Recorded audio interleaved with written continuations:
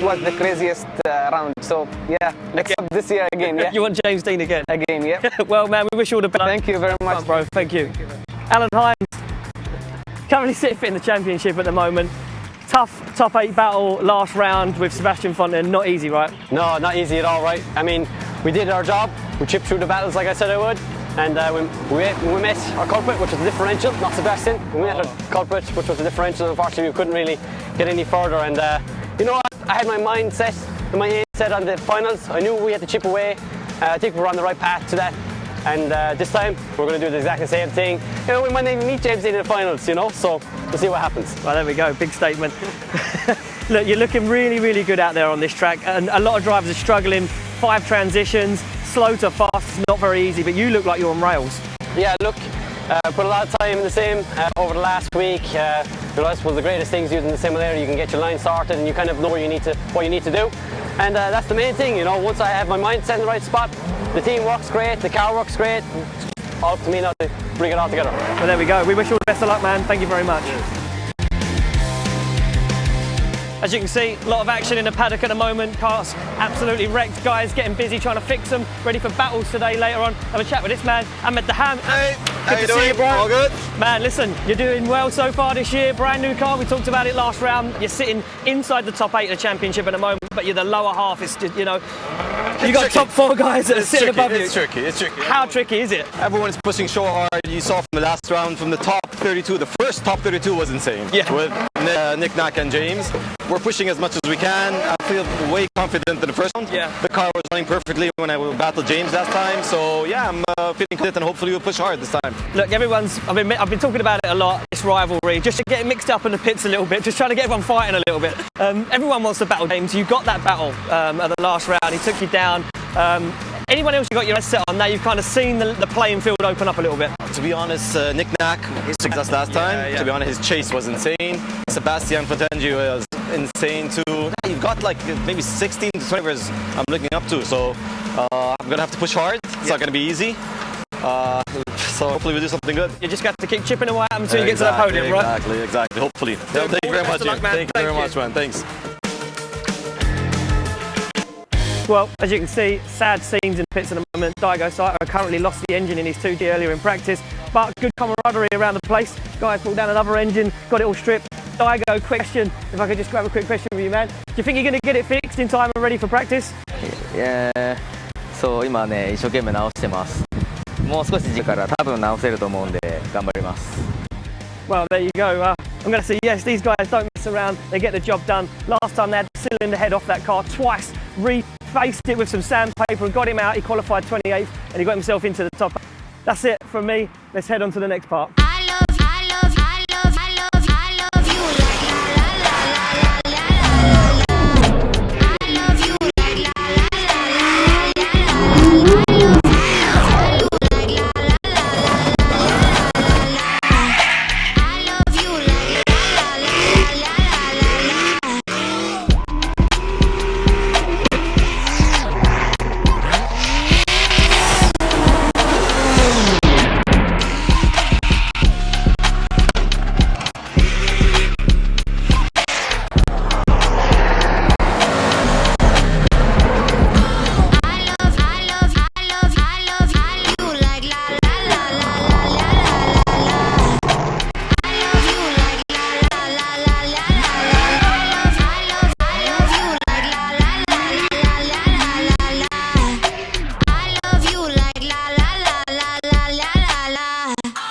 What's up, guys? I'm out here at IDC round 2 checking out a brand new layout for this event.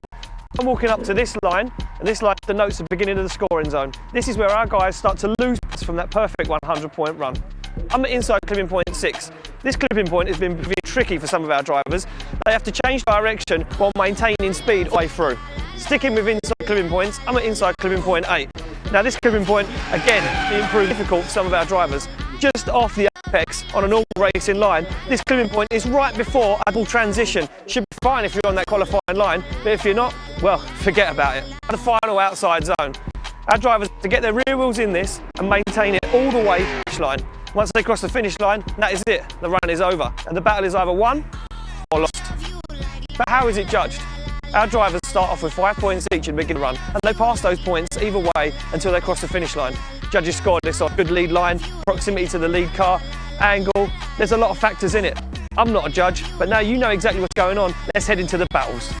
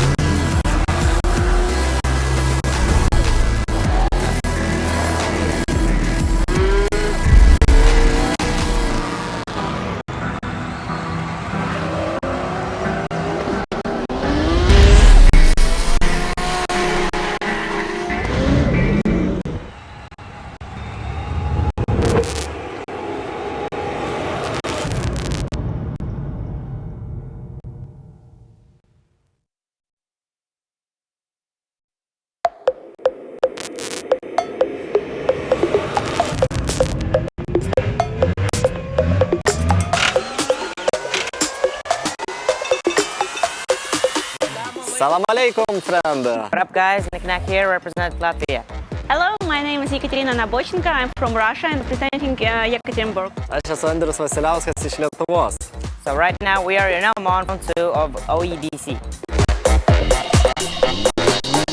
We end up being 5th overall in the championship as well. James is leading it, 2nd is Sebastian, Tarek, and 4th is Sammy. So we're kind of on their heels a small bit. We have our sights on 1st place. That's what I try and do every single time. We're here in Oman at the working place. We just finished some things and make it better for round 2. We got 2nd place at the 1st round, so that's a great start of the season. And yeah, we're looking forward to the 2nd round of the Oman International Drift Championship, and we're going to shred there. So Muscat, it's a really nice place. The weather is beautiful. It's way better than back in Holland. Pačios skaniausios jūros gėrybės. Man jos labai patinka ir mes vis atvažiavę važiuojam į pačią geriausią vietą, kur galima pavalgyti labai skanių gėrybių. Waterfront is really nice, breathtaking.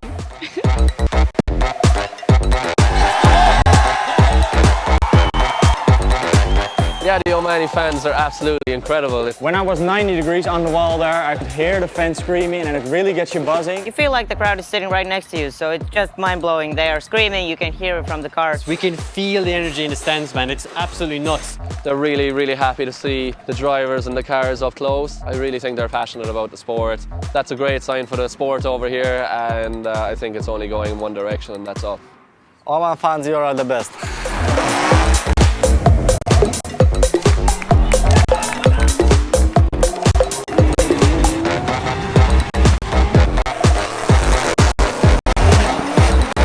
So if you're in Oman, Muscat, make sure you come out to Muscat Arena on 14th of February. If you're not in town, maybe you tune in on the live streams. So see you on the track, guys.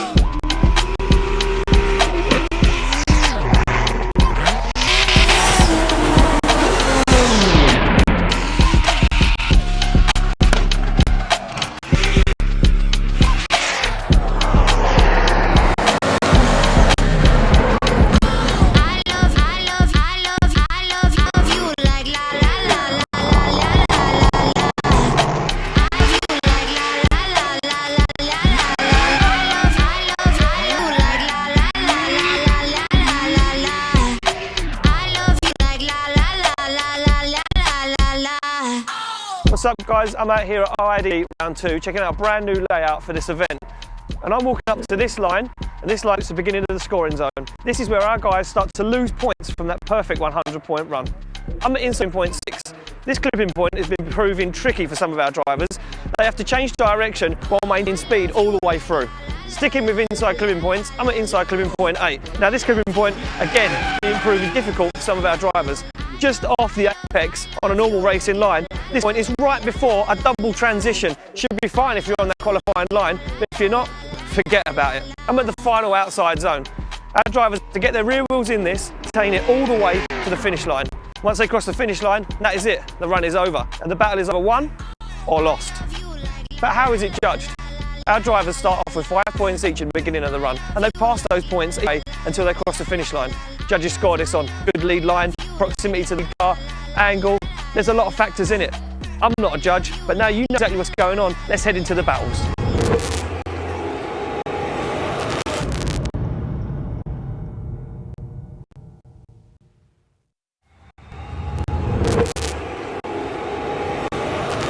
Alan Hine, currently sitting 5th in the championship at the moment.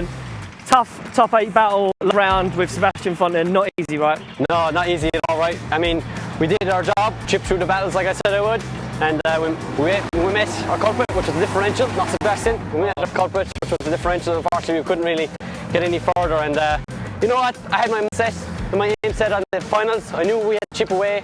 I think we were on the right path to that, and this time we're going to do the exact same thing. You know, we might even meet James Dean in the finals, you know? We'll see what happens. Right, there we go, big statement. Look, you're looking really, really there on this track, and a lot of drivers are struggling. 5 transitions, slow to fast, not very, but you look like you're on rails. Yeah, look, put a lot of time in the sim over last week. I suppose the greatest things using the simulator, you can get your line started and you kind of know where you need to, what you need.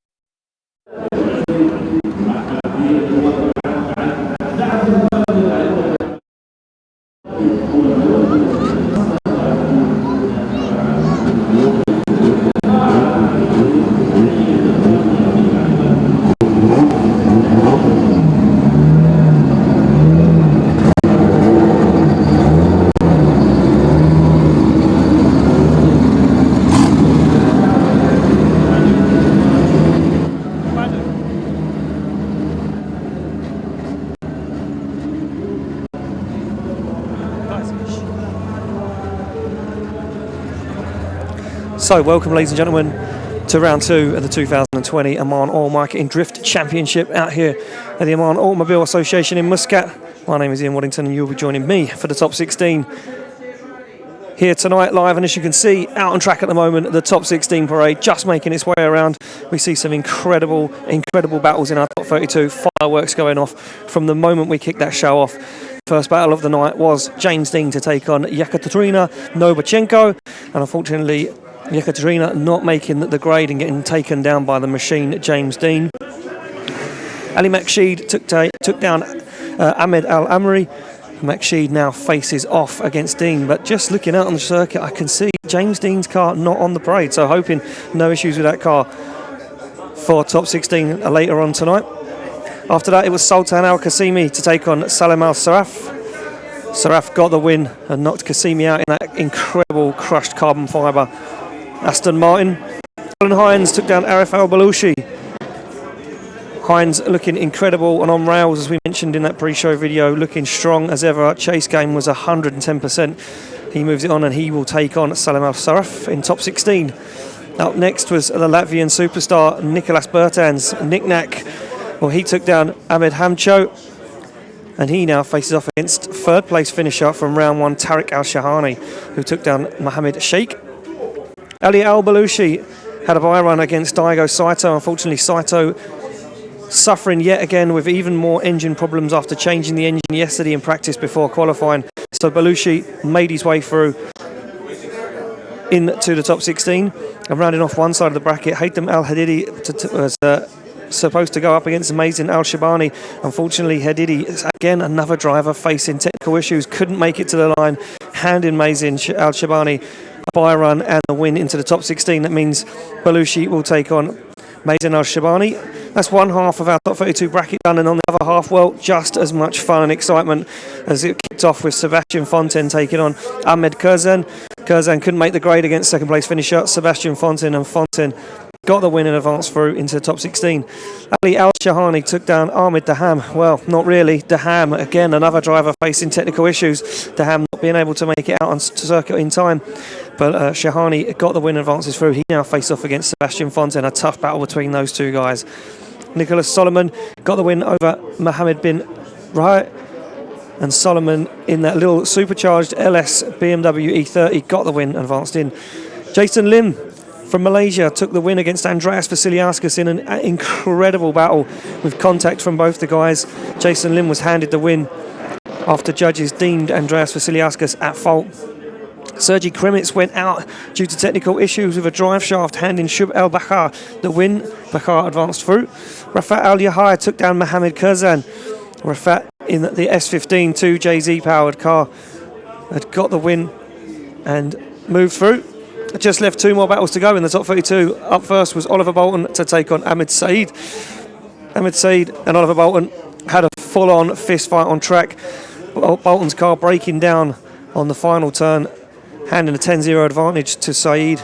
And then as they swapped it around, Saeed deemed at fault by the judges for not being on throttle in a full throttle zone, causing contact between him and Bolton. Unfortunately, Saeed's car unable to be repaired and not making it out for the one more time battle.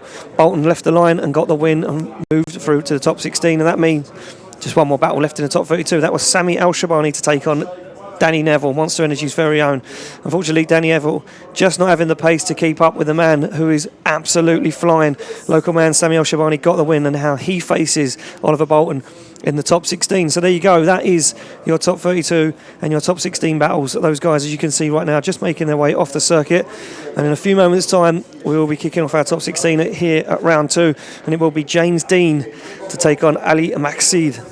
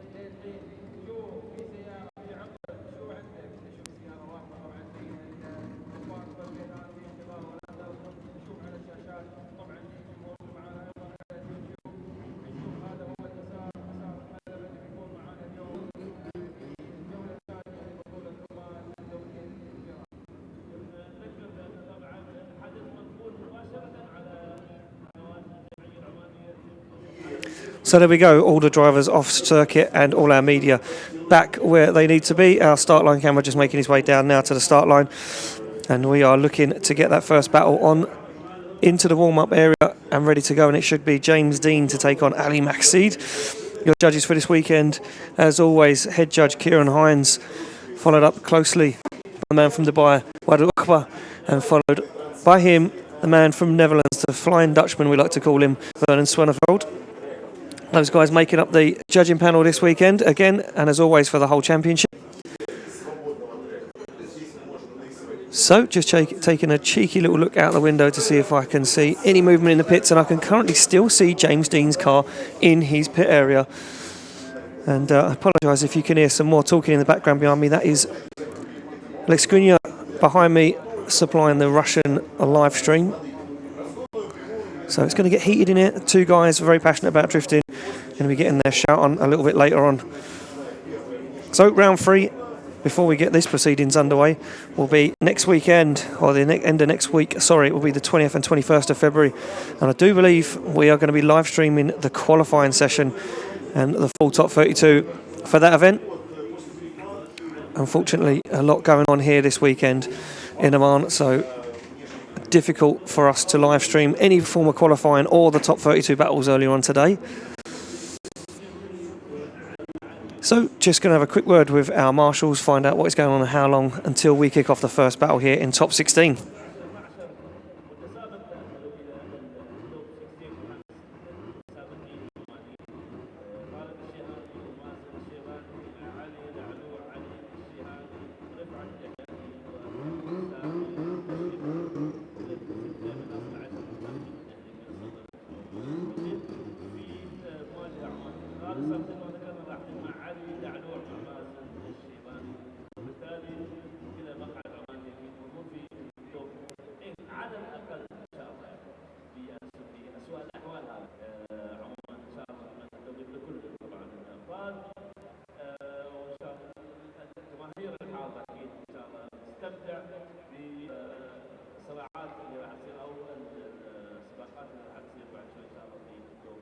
طبعا اخوي حبيب اسمع الان على الراديو جيمس عنده اعطال فنيه في السياره ويحاول يقوم باصلاحها خلال هذه الاثناء، لكن مجرد ما دقت ساعه الصفر اللي هي السادسه والنصف سوف يدخل علي مقصيد الى خط الانطلاقه، ومن وقتها يبدا عد 5 دقائق لجيمس دين لوصوله لخط الانطلاقه. اذا تاخر جيمس دين عن وصوله لخط الانطلاقه خلال هذه ال5 دقائق يكون الفائز بقدر علي مقصيد.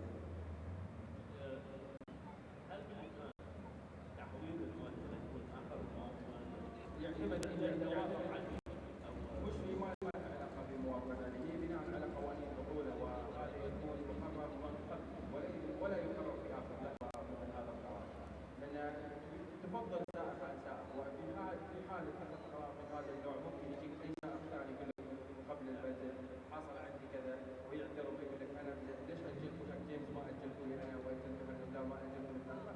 هي الالتزام في اوقات من الاوقات والالتزام بوقت البدء يجب ان يكون الالتزام هذا واضح وصريح، والان في انتظار جيمس دين وهو مجرد دقائق تفصل هل بيلحق جيمس دين يكون جاهز على خط الانطلاقه في الوقت المناسب ام بيتاخر؟ هذا هو السؤال الجوهري اللي نقدر في انتظاره خلال هذه الدقائق القادمه. اذا هي مساله 8 دقائق تحسم مشاركه جيمس دين في هذه الجوله. اليوم 3 دقائق عن 6 ونص بالضبط اللي هي راح. Well, ladies and gentlemen, just been having a chat with our marshals here, and our safety scrutineers finding out what is exactly going on. And I see Ali Maxid make his way into the tyre warming area and then quickly backed out of it. Pretty sharpish, so not sure if there's an issue with that car, but I am finding out on the radio that James Dean currently has a technical issue with that Falcon tyre S14 of his, and they are trying to get it done. So we were scheduled to start the first run at 6:30. So we are just a little bit ahead of time here in Oman. So we're going to give James his 5-minute rule starting from 6:30. So he technically has 7 minutes at the moment to get that car fixed and get it to the line. And I can see a hive of activity down around his car. I'm not going to bore you with the sound of my voice anymore because you're going to listen to me all the way through top 16 to the final. So I'm going to disappear for 5 minutes and have a chat with some of our judges and marshals and let you guys look at the beautiful views here in Oman.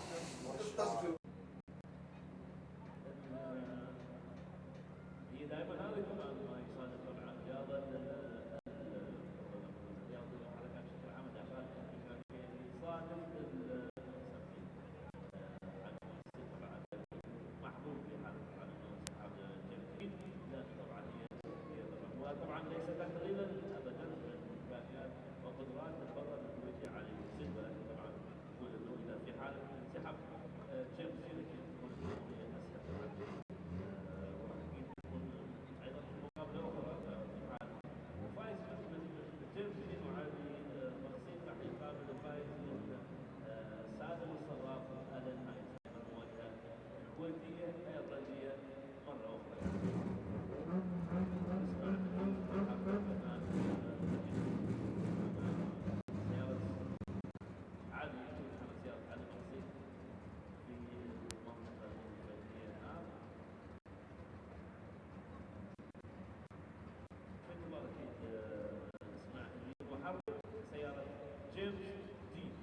طبعا تبدا عد ال5 دقائق عند وصول السياره الثانيه خط الانطلاقه، ونشوف الان دخل علي مقصد الان الى منطقه احماء الاطارات، وخلال هذه الثواني المعلومه الان خلال احماء اطارات علي مقصد انتظار وصوله الى خط الانطلاقه.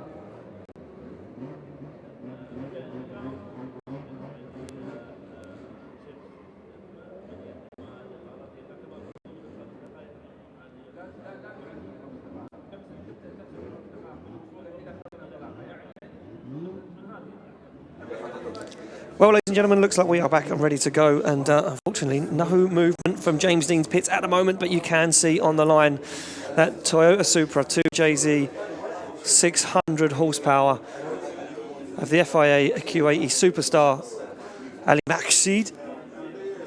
So Maxid now sits on the line awaiting his opponent, James Dean. Could Maxid get gifted a bye run here? Even just the first run would be enough to get him a spot inside the Great Eight. That would be an incredible turn in fortune for the championship and give Sebastian Fontaine an even greater chance of potentially beating James Dean to take in his third time championship here. So I've got a pretty good view from the judging tower and the commentary booth here in Oman, and I can see straight across the track into the paddock, and I can tell you now, I can see a few people buzzing around James Dean's car, but no movement whatsoever from that Falcon Tyre Worthhouse and Nissan 200 SX S14. James Dean said this car, Old Faithful, loves to be back in it. Kieran Hines going to have a quick word in my ear.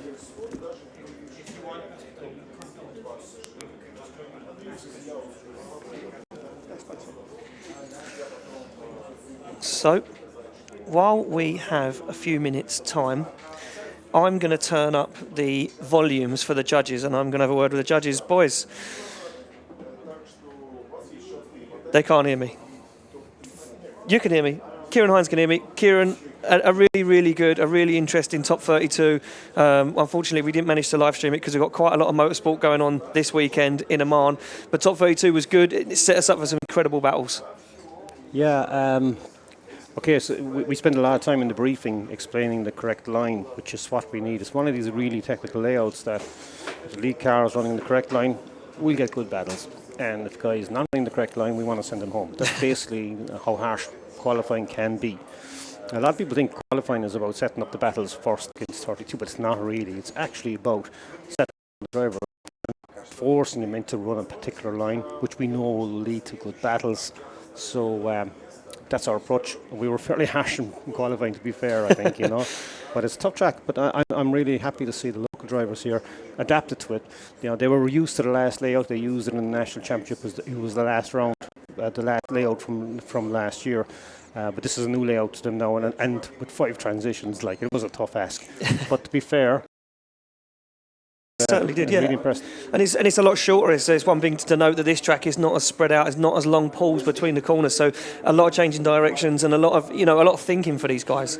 Yes, and we could take the easy approach would have been to run 3 similar layouts, big long sweeping corners, everything else, But I'd like to mix things up a little bit, with my 2 colleagues here. We sit down, we talk, we chat about these things. But I think it's a good thing that you have a layout that, maybe some of the top drivers, the big horsepower boys, mightn't be happy with it, but it does give the lower budget guys, maybe the guys who haven't got the big horsepower, it gives them a shot too, which I think is important. I don't think it should be a horsepower race. I think it should be, there should be a mixture of everything there and try and suit everybody. So, look, there's nothing wrong with having big horsepower tracks, but it's good to mix it up with maybe a little bit more technical, a little bit tighter. Yeah. And it brings up new heroes, I think. It certainly does, yeah. And look, Sami El-Shabani, a local driver, finished 4th last weekend, and this weekend just incredible. 2nd place in qualifying. It just looked absolutely dialed.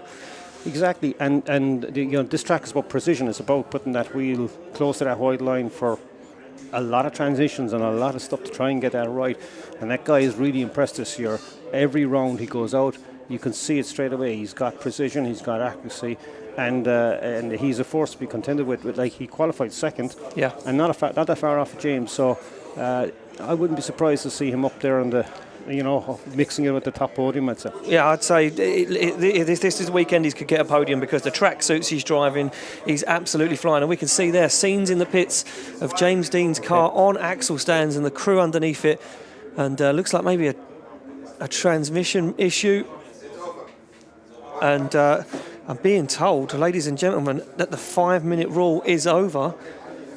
So it's over for James Dean. Wow, what a turn of events, what a turn in fortune for James Dean. And I'm literally blown away. Looking at the marshals now, you can see the crew under there trying to get that car back together again, trying to work. But I do believe that the clock is up. So that means James Dean out of competition due to a technical issue. And you can even see the machine there himself, dirty hands, race suit rolled up. And Sebastian Fontaine there just over having a word with him, and wow. So there we go, James Dean out of competition, which means we do need to send Ali Maxid off the line for his first run.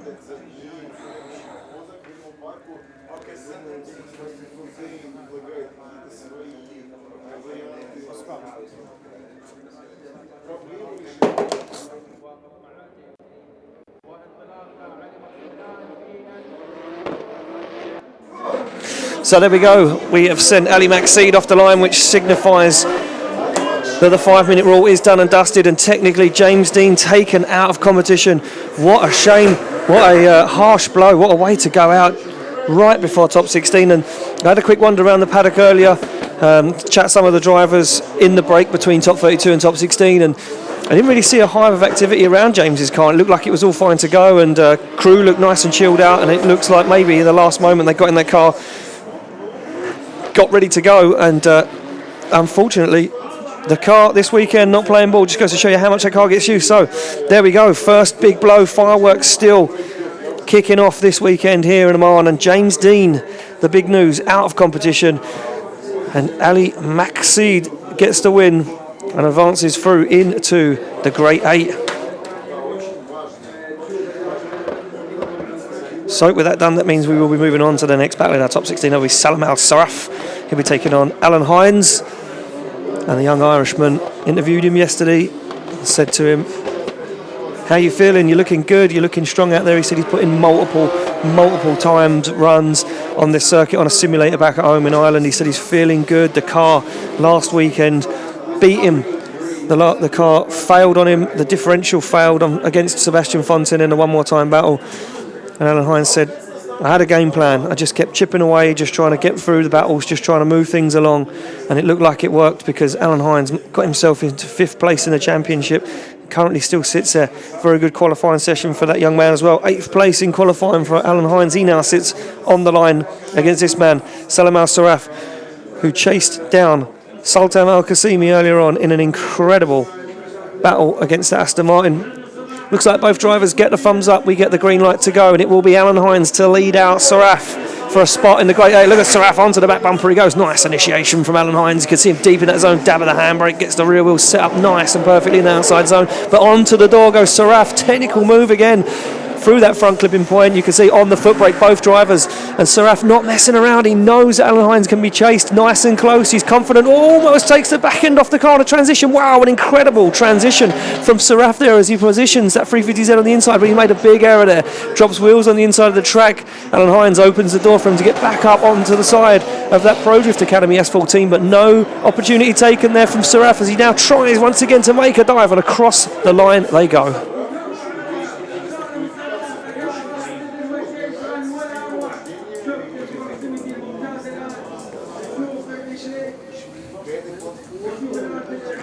So there we go, an incredible battle between those two guys, incredible lead run from Alan Hines as they make their way back to the start line.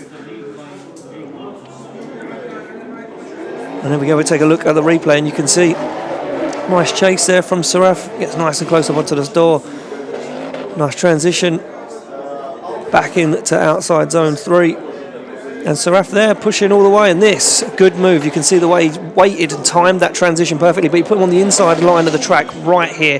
That's where he drops wheels, almost 2 wheels over that white line. That's to correct the mistake, think about what he's done and get back into the fight as Hines hammers down, gets the wheels into that final outside zone and across the line. But on the door goes Saraf, nice chase.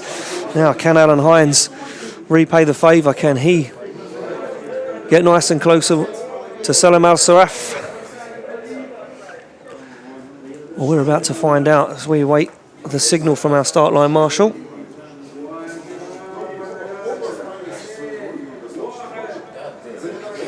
There we go.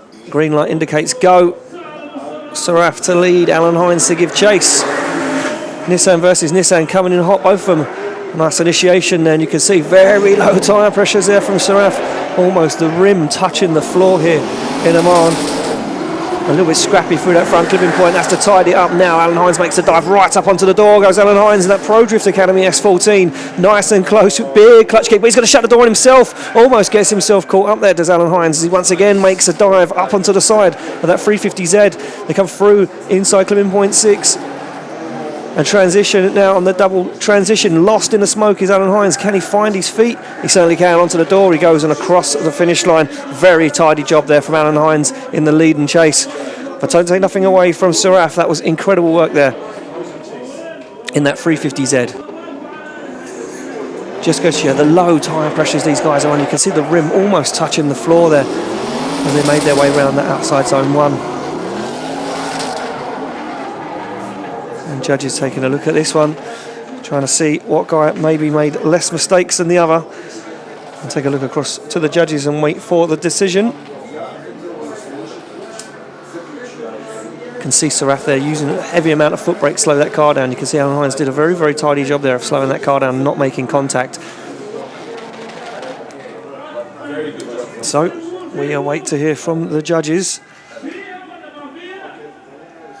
Now take a look across it.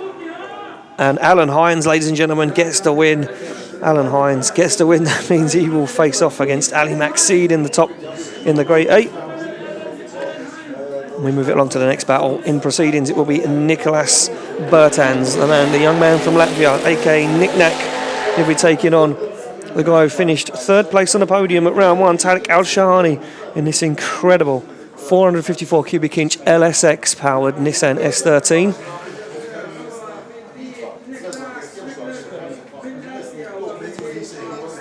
As you can see, cars bang into gear. Nicolas Bertans gave James Dean a wild chase last weekend, and Dean said one of the most favourite battles he's had for a very long time. Well, can Bertans bring it again? 90 degrees to the wall, the back end of that BMW.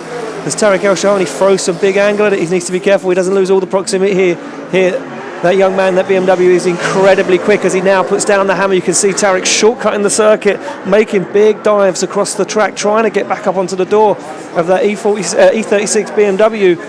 Bertans fires it in. Oh, Tariq's very wide, just about holds on to that one as Nicolas Bertans throws angle at it through the double transition in the middle of the circuit. One more outside zone to go as Tariq gets smoke thrown in his face, and across the finish line goes Bertans.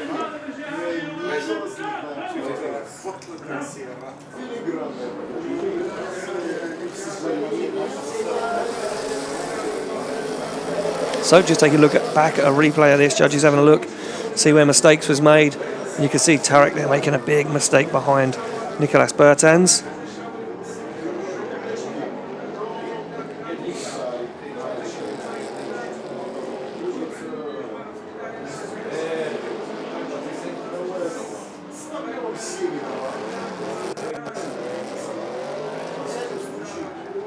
So there we go, just recapping that final run. Bertans in the lead now. Nicolas Bertans sits in the chase position with the opportunity of Tariq Al-Shahani to lead.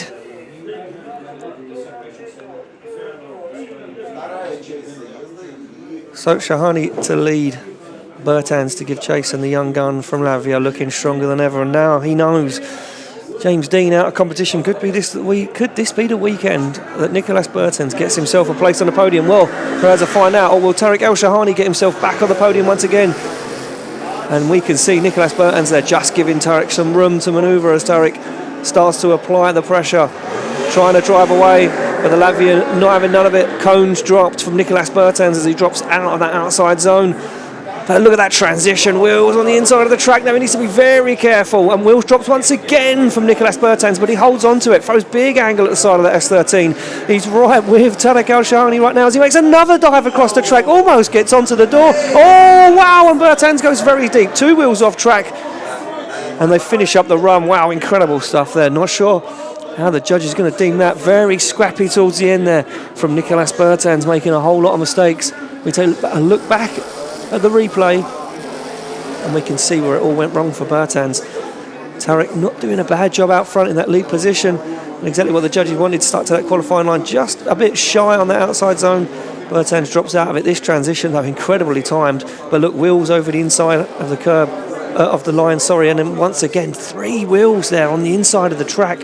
He throws big angle at it on the outside zone up onto the wall, and then look at this incredible maneuver, keeps the car on track, but then boom, 2 wheels once again dropped over the edge of the circuit. That's a lot of mistakes there from Nicolas Bertans. So we wait to get the decision from our judges and deliberating this one. Kieran Hines, Wada Ukhba and Vernon Svanefeld. These guys have been long-time judges here at the OIDC. So we wait for them to finish their deliberation and then we will give you the result and see who advances on. And we can just see in the background there, that is Ali Al-Balushi in the tyre woman area, and he looks like he's got an issue called over one of the marshals, so maybe he will need to call a 5-minute rule.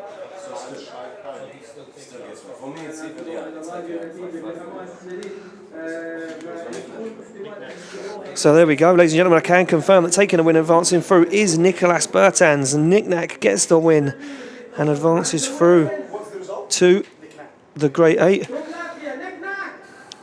So wow, judges there not deeming the wheels over the edge of the track limits there to be enough to knock him out of battle. So he advances through to the Grade 8. And he will face off against the winner of the next battle. That will be Ali Al-Balushi or Mazin Al-Shibani.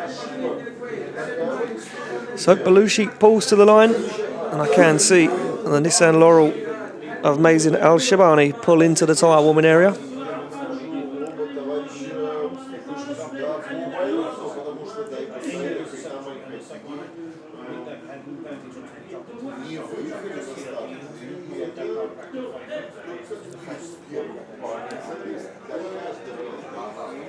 So, as we just await for Mazin to warm up the tyres on the back of that Nissan Laurel, Balushi not yet had a battle, and nor has Mazin Al-Shibani, to be fair. So Daigo Saito goes out due to technical issues, so does Haytham Al-Hadidi. Both those guys out, meaning that Ali and Mazin both had bye runs into the top 16, so neither guy has seen competition yet today here in Oman at round 2, and thumbs up from both the drivers, ready to go, ready to have some fun. And we wait for that light to go green. Balushi to lead, Mazin to give chase. And Balushi, a big crowd favourite here in Oman, in that LS-powered S13. Oh, and you can see Mazin way on the inside of the circuit there, cuts the track drastically to try and gain proximity on the side of Balushi's S13. Balushi nice and deep into that outside zone, stays committed, keeps the throttle in, starts to smoke out Mazin. Mazin now way off that qualifying line or any form of proximity with the side of that S13. And wheels dropped on the inside of the track there for Mazin Al-Shibani, as Balushi looks like he's got this one. Almost looks like an over rotation for Mazin as he makes a big error before the finish line, and Balushi looking strong in this battle.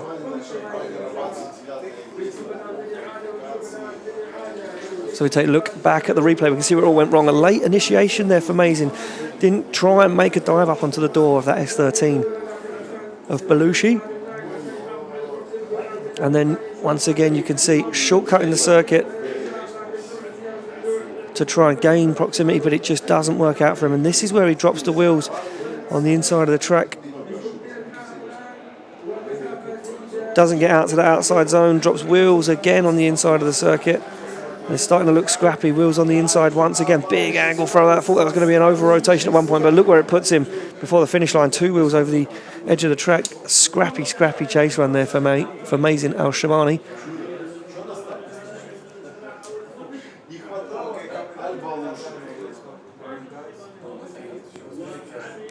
So both guys make their way back to the start line. And it will be now Ali Al-Balushi to give chase to Mazin Al-Shibani. Nissan S13 versus Nissan Laurel. And we are almost done with one side of the bracket. We've almost got 4 of our drivers inside that Grade 8.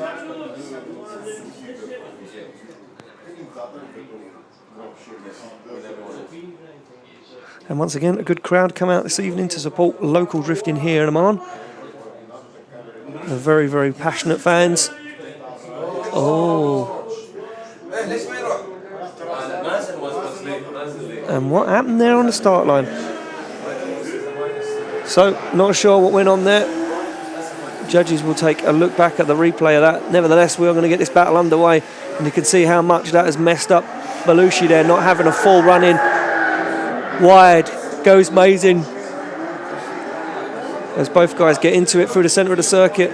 Sparks coming from underneath the back end of Mazin's car, and yeah, big problems, whatever that was off the start line, maybe transmission or differential. Mazin pulls into the centre of the track and has to shut it down.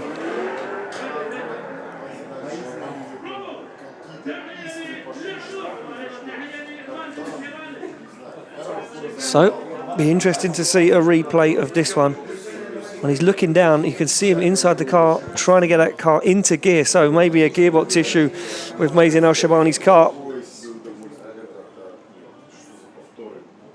Yeah, just looked maybe like it jumped out of gear ever so slightly. Whatever happened for Mazin, that issue didn't go away. And as he makes his way around the track, you can see in the centre of the circuit, just on this next transition, sparks appear from underneath that car. Look at that, sparks from underneath the car, and that is it. It is good night for Mazin Al-Shabani. So we just need to make it official by our judges.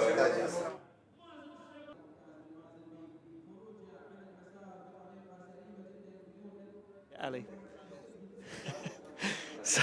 So there we go, just making it official with our head judge Kieran Hines, and it will be Ali Al-Balushi that gets the win and advances through.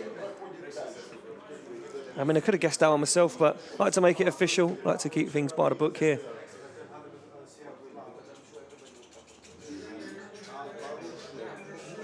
So we await the recovery of Mazin Al-Shabani.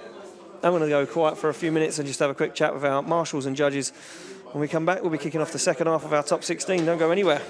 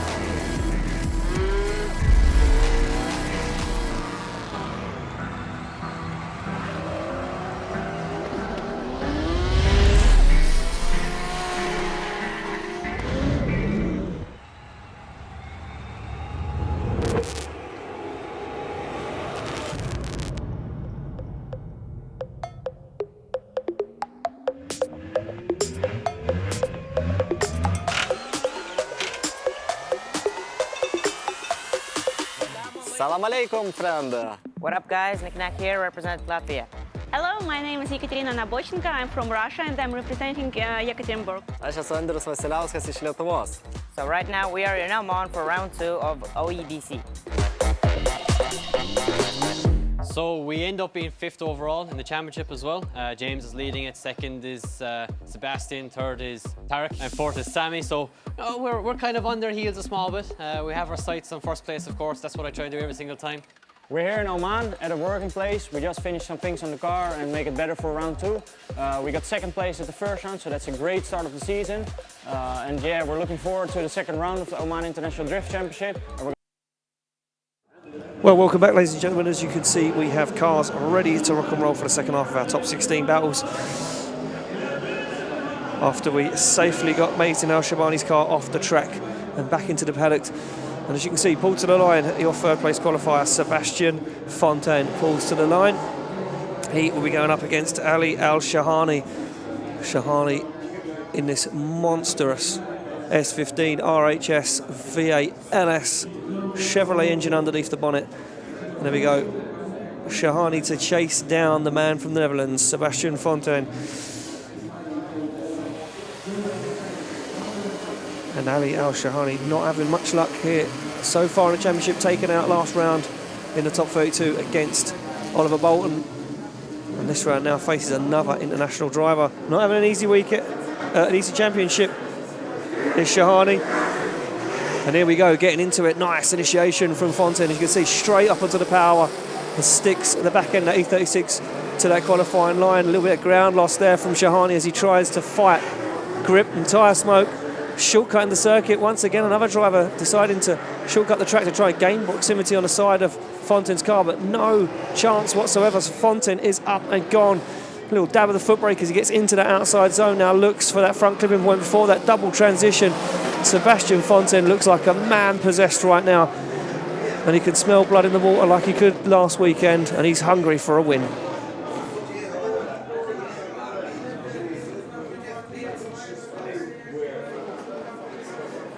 So take a look back at a replay. Nice initiation there from Sebastian Fontaine. Fires that car in with dab of the handbrake as he gets into that outside zone, just slows it down. Makes his way around, just taking a quick glance out of it. It looked like Sebastian Fontaine was going to potentially go back to the paddock, maybe call a 5-minute rule, but no, just taking his time to get back to the start line to cool that car down. Drivers have 2 minutes to make their way back to the start line after a run.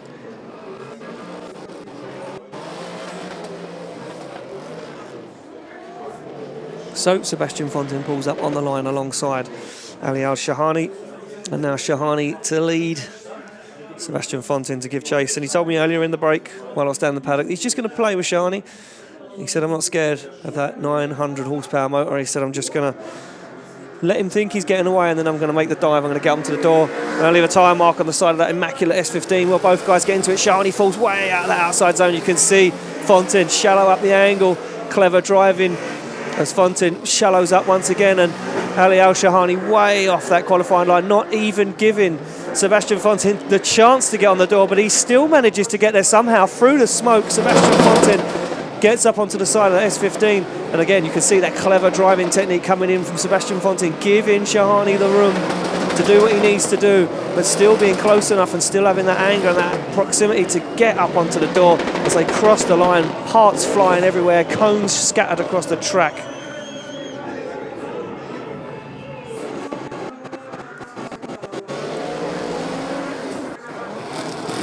So you can see where it all went wrong straight from the get-go for Ali Al Shahani.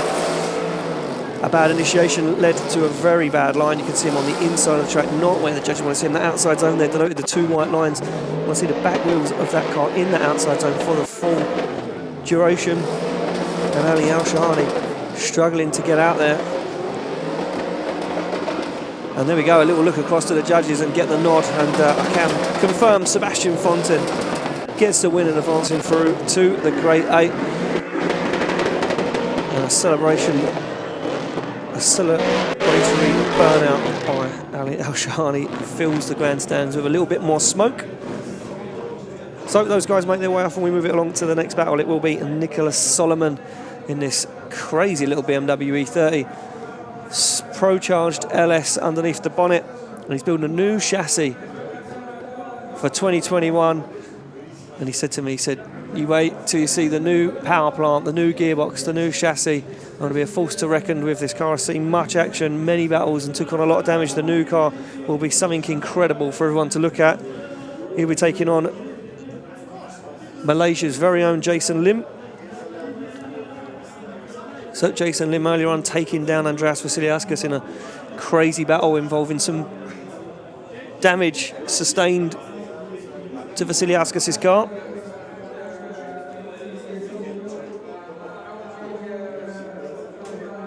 So on the line they are. We just wait to get confirmation that we are ready to send these drivers.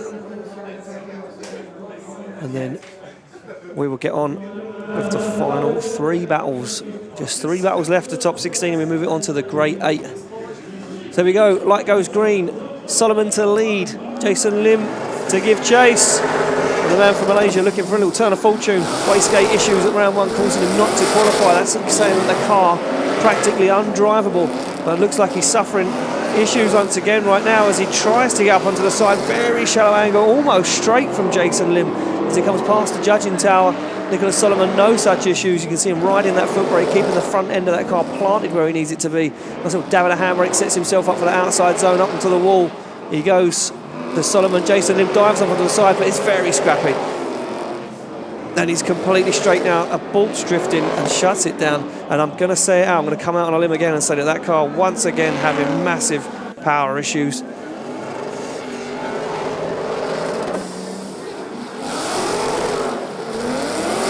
just taking a look at the replay, you can see, look, massive amount of understeer there as he comes around that first turn. Did manage to start drifting. Jason Lim struggling with that 2JZ powered S13. Very shallow once again. Many corrections, and it's just after this outside zone is where it went wrong very, very quickly for Lim. You can see almost contact with the back end of that E30, shuts it down and drives the rest of the track out.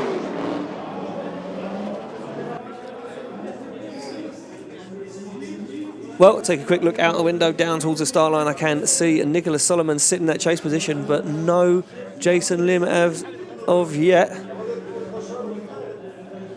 So here he comes, just pulling up now. So Jason Lim now to lead, Nicholas Solomon to give chase. Now can Lim make that car work?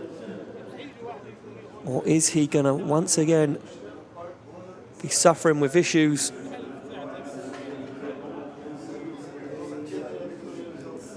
Both drivers give the thumbs up nevertheless, and our start line man presses the button for these guys to go. Here we are, Jason Lim to lead, Nicholas Solomon to give chase. And looking a lot nicer from Jason Lim at the moment. He goes very wide though, he's going to drop real over the edge of the circuit. It looks like he's actually managed to get that car on some form of qualifying line outside of the outside zone though. He's very, very shallow as Jason Lim. You can see hardly any tyre smoke come off the back end of that S13. Definitely an issue for the Malaysian driver as Nicholas Solomon plays a safe game, gives Lim some room to manoeuvre, gives him the room to make the mistake, sticks to that qualifying line. And now for the final turn, Nicholas Solomon will just try and creep up onto the back end of that car to seal the deal. And we take a look across to our judges. And I can confirm, Nicholas Solomon, ladies and gentlemen, will get the win. Nicholas Solomon will get the win and advance through to the Great 8. And finished on the podium in the final round of the 2019 Oman Automobile Association International Drift Championship. So, a hugely talented driver, and as I mentioned, building a new chassis for 2021. He said, watch out, I'm coming, it's going to be good. And we're very excited to see Nicholas Solomon in a new car. I could just take a glance out the window there and see him receiving that result and jump up in the air. Very happy young man there is Nicholas Solomon.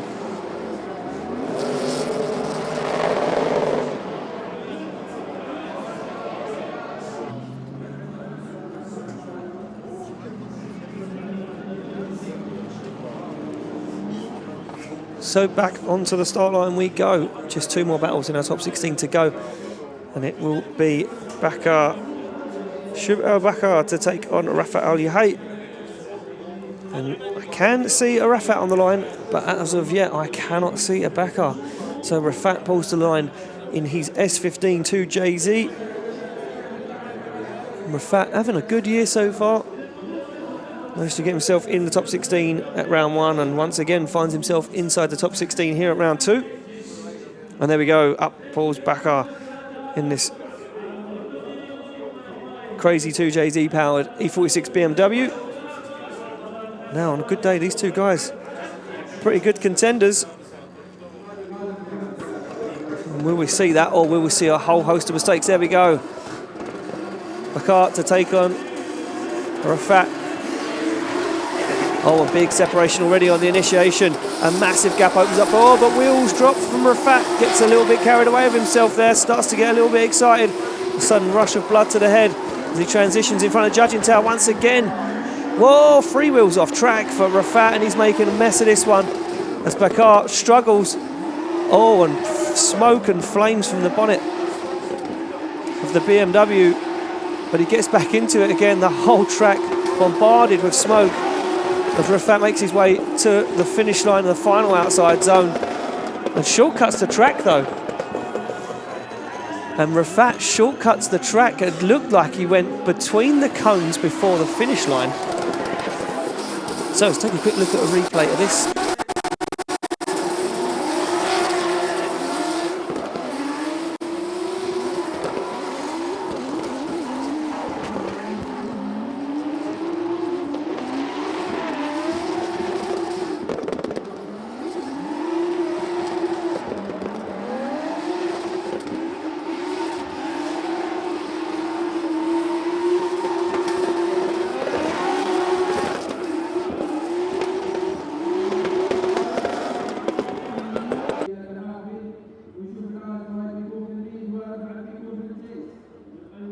So just disappear there to have a word with our judges and just have a little look, see if they see some stuff on the camera that I think a few of us see, but not the judges. They took a look back at the replay. They have their own replay system here as well, so they can look at different camera angles. And judges saying it's already a 10-0 at that point, but for what driver, I'm not sure. So we will find out as those guys sit on the line and we swap them around. It will be now Bakar to lead out Rafat for a spot in the Grade 8. So judges deliberating that decision. And judges saying that the smoke blocking the view, blocking the cameras.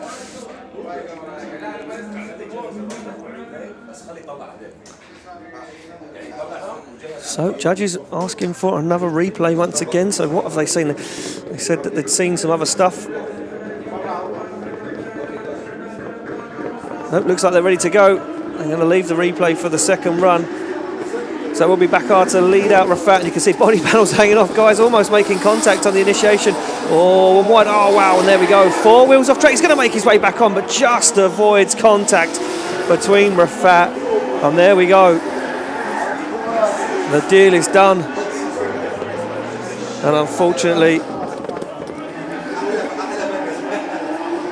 for Shub Al-Bakar, it looks like the weekend's over. He makes his way straight off the track. And that means Rafael Lihai will finish up the run a solo rider.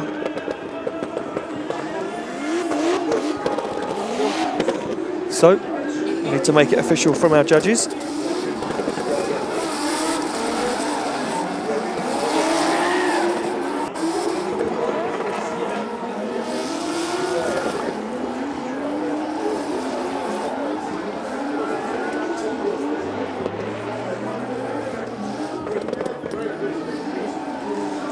Well, there we go, as we just finish up the replay of that one.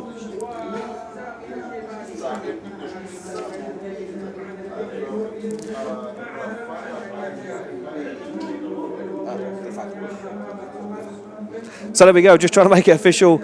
Communication in the tower. There's so many people, so many things going on. I can confirm that Rafat does get the win there and advances on to the Grade 8, and that means we're on a final battle of our top 16, and it will be Oliver Bolton representing the UK to take on Sami Al-Shabani. And Sami Al-Shabani qualifying in second place, 4th place last weekend here at round 1. And Shabani, everyone's saying that this HGK 2JZ powered E46 BMW M3 looking unstoppable, looking like it's on rails. Well, Can it be taken down? Can it be taken down from the man from London, England, Oliver Bolton, 450 horsepower, SR20 under the bonnet, suffering with problems with the release bearing on the clutch and in the gearbox this weekend, but the team have got it working, and he said, you know what, I'm here to have fun, I'm just going to send it and see what happens. Well, he's not messing around right now, jumps onto the back bumper at A46, but look at Shivani way outside of the outside zone, does drop his wheel in there, but look at Bolton up onto the door, he goes, just 450 horsepower, ladies and gentlemen, and he's showing his card right now to the side of that E46 BMW, but this is where it all comes into play now, the torque and the grip from that E46 as he starts to drive away, giving Bolton a game to play. Can Oliver Bolton catch up as Shivani gets into the outside zone? Nice qualifying line from Shivani. We'd expect nothing less from our second place qualifier, and proximity not a question right now from Oliver Bolton. He has nothing to bring to that one. A nice dive on the door on initiation and through that first corner and showed some aggression, but it just goes to show. But look at that big mistake from Shivani there. And Oliver Bolton up and to the side. You see him left foot braking. Very aggressive driving from this young man. And then, yeah, slowed himself down. Just got himself caught up a little bit on that inside. Had to slow himself down, and then he just didn't have the pace and momentum to get back up onto the side of that A46 BMW. Nevertheless, very, very nice, clean lead, except for that first outside zone from Shivani. And not a bad chase. Just lacking in that proximity from Oliver Bolton. And then again, Bolton, a little mistake there, drops out of that outside zone, struggles to get all the way into it. Well, they're on the line, ready to go for the second run and the final battle of our top 16. Ignore that graphic, ladies and gentlemen, it is wrong. And it will be Bolton to lead and Sami Al-Shabani to give chase. Now, what has Sami Al-Shabani got? Can he stick it to the door? Can he repay the favour? He would have looked over and seen Bolton there, and he would have thought, what is this pesky young lad doing on my door? Nice initiation from Bolton as he fires in, nice and deep into the outside zone. And now this is where Sami Al-Shabani needs to come alive. Oh, very shallow. You can see him braking, slowing that car down as Bolton dabbing the foot brake, setting himself up for a nice outside line. And Shabani shortcutting the track. You can see him making the dive up into the door. Shabani's car gripped up to the maximum now, but scrappy chase. Wheels dropped over the inside of the track from Sami Al-Shabani as Bolton gets nice and deep into the outside zone. Shabani making a dive back up onto the side of that Funk Motorsport S13. A little bit of ground lost though for Shabani there as he makes a mistake. Bolton wavers, doesn't get into the outside zone, and across the line they go. A scrappy battle. So let's take a look at the replay. As you can see, Bolton, nice initiation, doesn't manage to get as deep into the outside zone as what we'd like to have seen. And Bolton does a very nice job, but just struggling ever so slightly. When we look across to the judges, we have got a decision. I can confirm that Sami Al-Shabani takes the win and advances through. Unfortunately, that is the end of the weekend there from the man from the UK. But nevertheless, what an effort. I'm sure everyone back at home, like I am, supporting and cheering on Oliver Bolton right now. But not enough in it. He just didn't have enough to keep himself in the fight. Shabani advances through. Ladies and gentlemen, that is it. Our Great 8 is decided. First battle will be Ali Maxid to take on Alan Hines. It will be Nicolas Bertans to take on Ali Al-Balushi. Sebastian Fontaine will take on Nicholas Solomon, and it will be Rafat Al-Yahara to take on Sami Al-Shabani.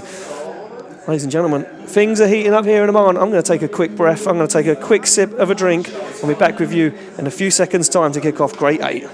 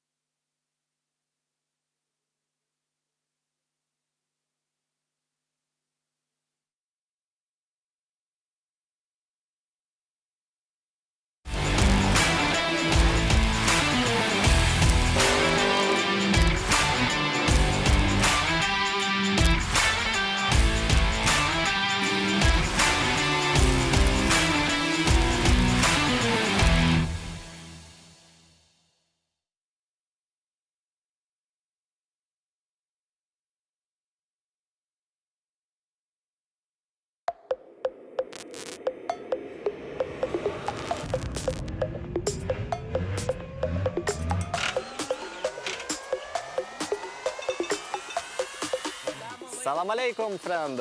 What up, guys? Nick here, represent Latvia. Hello, my name is Ekaterina Nabochenko. I'm from Russia and I'm representing Yekaterinburg. Aš esu Andrius Vasiliauskas iš Lietuvos. So right now we are in Oman for round 2 of OEDC. So we end up being 5th overall in the championship as well. James is leading it, 2nd is Sebastian, 3rd is Tarek, and 4th is Sammy. So we're kind of on their heels a small bit. We have our sights on 1st place, of course. That's what I try to do every single time. We're here in Oman at a working place. We just finished some things on the car and make it better for round 2. We got 2nd place at the first round.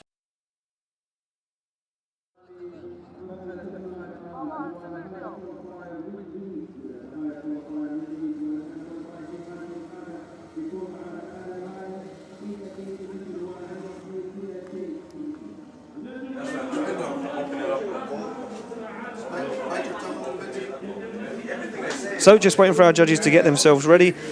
And in the background you can see Ali Maxid getting ready and warmed up to take on an in-form and looking good. Alan Hines right now as he pulls the line. Hines will lead. It will be Ali Maxid to chase the man who represented Q8 in the FIA Drifting Cup. Can he take on the man who represents Ireland online and here in Oman? We're about to find out. And Maxid, look at that jump in the line. As the judges said, he was allowed to do in that chase position to try and get a little run on that chase, on that lead car. In goes Hines, nice and deep on rails, as I mentioned. The guy looking incredible in that lead position. But look at Ali Maxid, right up onto the door he goes, just loses a little bit of ground. You can see him diving on the foot brake, slowing that car down. But once again, Maxid not messing around. He's right up onto the door of that Pro Drift Academy S14. Now look at the transition from Maxid, almost overcooked it. Keeps himself 4 wheels on track though, as flames erupt from the bonnet of that Toyota Supra. Alan Hines keeps his cool with that fire-breathing dragon next to him. And Ali Maxid is like a dog with a bone at the moment. Mistakes there from Maxid as Hines gets into that outside zone and finishes up the run. Wow, Ali Maxid like a man possessed at the moment. So we take a look at the replay and just going to try and see if any mistakes made from Ali Maxid. Incredible initiation from Alan Hines. He's put the rear bumper of that car onto the wall. And look at that dive in. You can see Maxid using the foot brake on and off the throttle, using the clutch, slow that car down, get it exactly where it needs to be. Into that outside zone goes Alan Hines, but Maxid right off onto the side. And look at that transition, textbook transition from Ali Maxid there as he positions that car right where it needs to be. Little wobble there, gets himself ever so slightly caught up, that then finds the side of that S14 once again, the young Irishman. Here, look, a brave manoeuvre there. Again, a small mistake as he gets back onto the side of Hines' car and across the line. Incredible stuff. So we are going to swap them around.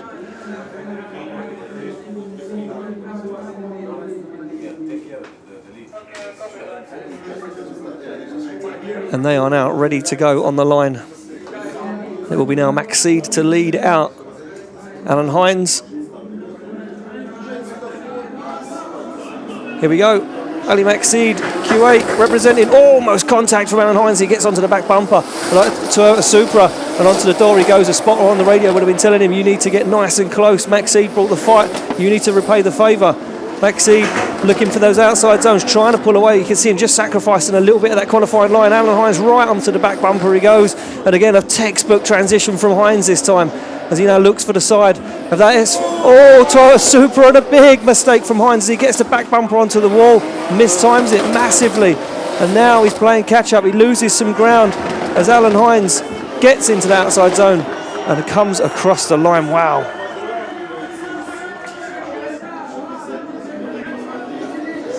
Well, here we go. Look at this.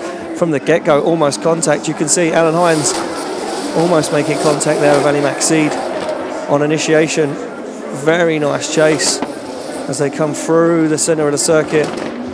Ali Maxide just sacrificing being as deep into the outside zone as what the judges would like to have seen. And that textbook transition, what we'd like to see the guys do, a nice dive up into the inside. This is where it all goes wrong. You can see Alan Hines just overcooks it ever so slightly. Gets himself into the wall in that outside zone. And then Alan Hines is playing catch up, and you can see sacrifices that outside zone to try and catch up Maxide.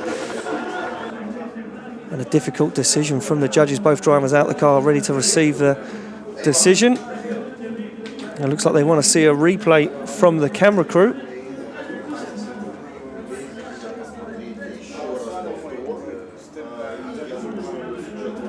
As you can see in the background there, Ali Al-Balushi warming up the tyres on that LS-powered S13, ready to take on Nicolas Bertens. So, here we go, judges looking at the replay.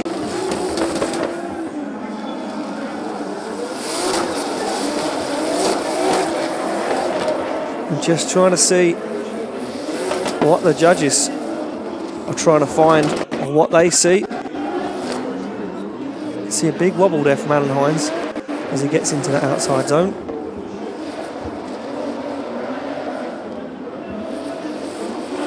I'm just wondering if the judges are trying to see if Ali Maxide was off throttle as he made his way into that outside zone.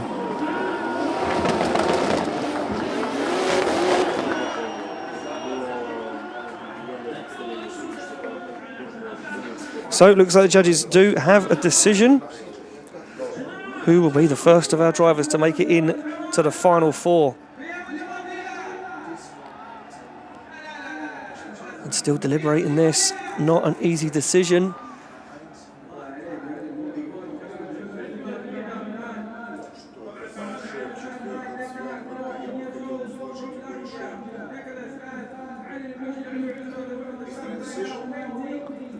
And we are patiently waiting a decision. Patiently waiting for a decision right now in the tower. Who's going to win? Who's going to make it through to the final four? I'm not sure, Grinya, I'm not sure. My bet? Yeah, maybe Alan Hines. I feel it was a better lead. And I can confirm, taking the win, ladies and gentlemen, isn't Alan Hines. It is, in fact, Ali Maxide. Ali Maxide gets the win and advances through to the final four. Ali Maxide, ladies and gentlemen, look at that. Wow. And the international drivers getting taken down one by one at the moment. And wow, the first person to make their way into the final four will be the man who represented Q8 in the FIA Drifting Cup, Ali Maxide. And he takes that Toyota Supra back to the paddock. Scrappy battle there, and unfortunately, well, it looks like a complete mix of the championship. Anyway, we move it along. Next battle up will be Nicolas Bertens to take on Ali Al-Balushi. Balushi to chase down Bertens. And Bertens, the young superstar from Latvia, I do believe just 14 years old in that HGK built carbon Kevlar E36 BMW Mars Motorsports LS3 underneath the bonnet. And there we go, light goes green. Bertens to lead, Balushi to give chase. Nicolas Bertens hungry for it. Absolutely incredible initiation from Bertans to get to the back end of that BMW, 90 degrees to the wall. Now squeezes the throttle, starts to drive away from Belushi. And Belushi playing a massive catch-up game now as Bertans dabs the foot brake, throws a cloud of smoke in the face of Belushi. And just look at the textbook drive from this young man from Latvia as he gets into that outside zone. Incredible, incredible drive at the moment. Such a young guy, such a good driving style. And Belushi starting to make mistakes, starting to fall apart as he almost goes 4 wheels off track on that transition. And the run is done just like that. Here we go, take a look at the replay. And Belushi not helping himself there on that initiation, just smoking the tyres on the back end of that S13. Up on the run to initiation. He lost quite a lot of ground from then on out. He was playing catch up. An early initiation put him on the wrong line as well. He tried to shortcut the track in multiple places, but unfortunately Belushi just not having the pace to stick it to Nicolas Bertans. Bertans does an incredible job out front there in that lead position.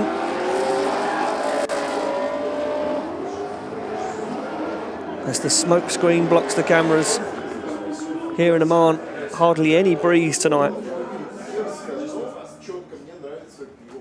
So both those guys down at the tyre warming area entrance, just having a quick chat with their pit crews.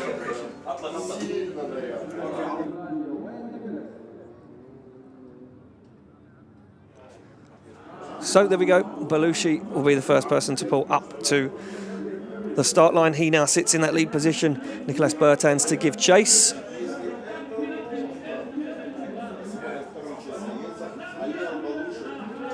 So both drivers get the thumbs up and the light goes green and we're good to go. Belushi to lead, Bertans to give chase.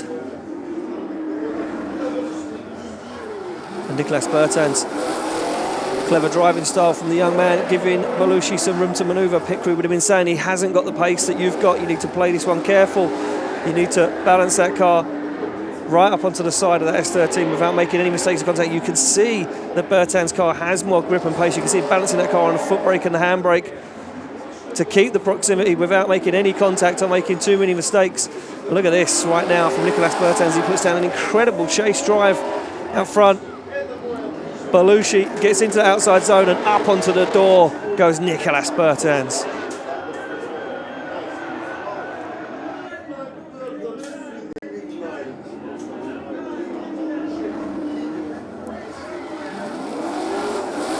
So while you guys take a look at the replay, I'm going to have a quick look at the judges. I can confirm taking the win, advancing through to the final four, is the Latvian Nicolas Bertans. So Nicolas Bertans gets the win, advances through. That means we have Q8 and Latvia in the final four at the moment.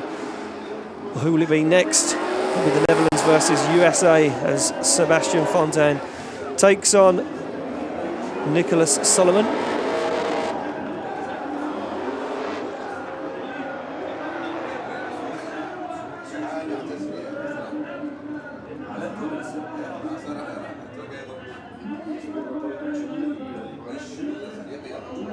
Oh, here we go. As you can see in the background, Sebastian Fontaine warming up the tyres on the back of that E36 BMW 2JZ under the bonnet. And him and his teammate, pit crew, having to pull the subframe out of that car in the week at 300 Performance just up the road here from the Automobile Association. Strengthened it, re-welded it, got it back in the car. That car, he said, running so much grip that it's starting to pull itself apart, starting to break the subframe, trying to drag it out of the car. Such an aggressive setup on that car. He said he can only drive it flat out. It can be driven slow, but it has to be driven very, very hard behind slow cars. As we can see, Nicholas Solomon in the Pro-Charged V8 LS-powered E30 BMW pulls up to give chase. Fontaine, second place on the podium at round one, third place qualifier here at round two. Can he make it into that final four? He will be jumping miles away from James Dean if he can get himself on that podium this weekend. Here we go, light grows green. Fontaine to lead, Solomon to give chase. Oh, good faint initiation there. from Sebastian Fontaine, but Solomon goes wheels off track, goes way wide, cones flying everywhere as Sebastian Fontaine squeezes the throttle and unleashes all of that 600 horsepower from that 2JZ E36 BMW. And you can see him really working that car now, trying to drive away. Fontaine trying to use the grip in that car by pedalling it, trying to get away from Solomon. He knows Solomon's car's not slow whatsoever. But he doesn't know he's made that mistake as Solomon now jumps onto the back bumper of the 36. We go through the centre of the circuit. Solomon one last dive up and to the side as they cross the line.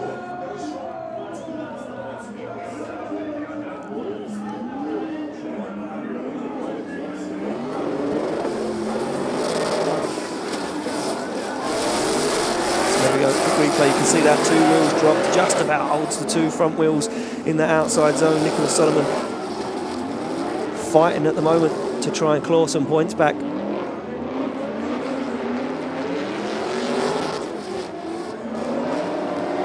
But just not getting himself too much in the fight. Sebastian Fontaine does not really put a foot wrong in that lead position. And you can see him really working that car. Dialed in a lot of grip to try and drive away. Nicholas Solomon though, not a bad job, just a few mistakes. And for me, the biggest one, wheels dropped on that outside zone one. So we get him back on the line, swapped around, and it will now be Solomon to lead out Sebastian Fontaine for a spot in the final four. As soon as we get the all clear to go, we will be sending these guys off the line.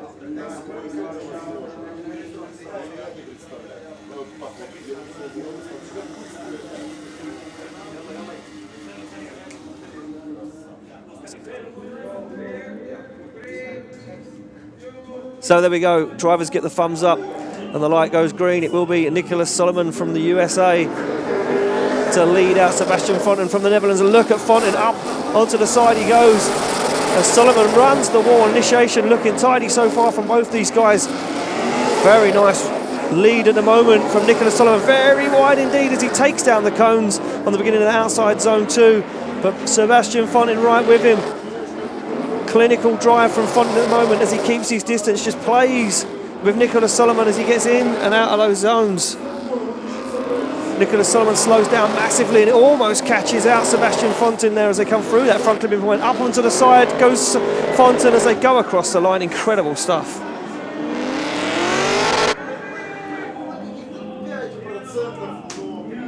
So there we go, take a quick look back at the replay. Flames erupting from both cars and running the wall.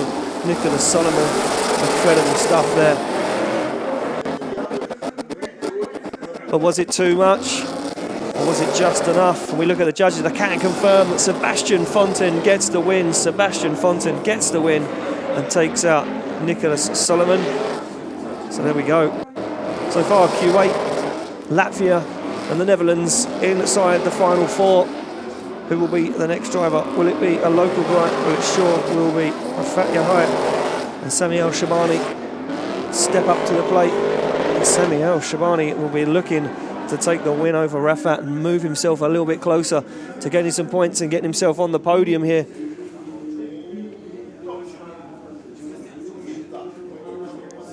So we'll wait for these guys to get a decision, as you can see, just showing exactly what went on and how it went down. And Nicholas Solomon, you can see, even though he lost the battle, beams, a smile beaming from his face, very happy to be battling Sebastian Fontaine and enjoying every moment of it. We move it along to the next one, and it will be a very good one. Rafat to take on Sami El Shabani, and it will be a local guy in the final four. But what one will it be? Will it be Rafat or will it be Sami? Well, we are about to find out as soon as we get the all clear from our track marshals. Sami El Shabani will lead out Rafat, and Shabani qualified in second place, looking strong at the moment. Here we go, Sami El Shabani to lead out Rafat. And a better initiation there from Sami El Shabani. You can see him get himself nice and deep in the outside zone. Very shallow as Rafat there. Struggles to get there. Oh, big mistake from Rafat. He's gone very wide now. He needs to collect himself once again and think about what he's doing here.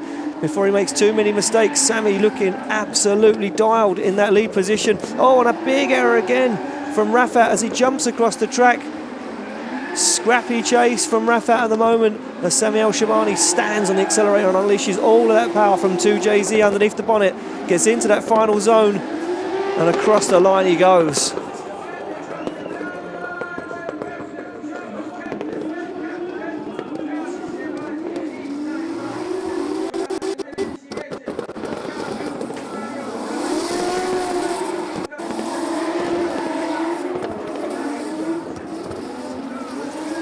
So there we go, quick glance back at the replay and you can see Shabani on a very nice lead line.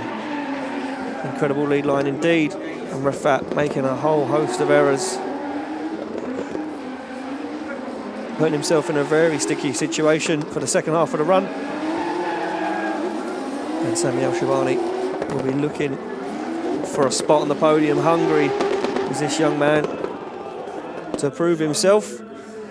So there we go. So hungry indeed, he gets himself straight back up onto the start line.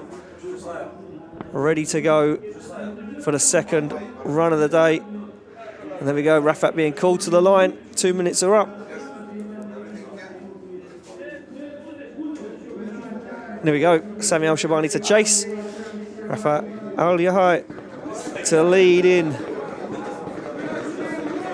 One more spot left in the final four. Who is going to fill it? Well, it's going to be an Omani, that's for sure. Go off the line. And Shabani giving some room to Rafat. Nice and deep into the outside zone. Rafat looks like he could be on a very nice qualifying line at the moment as he stands on the throttle.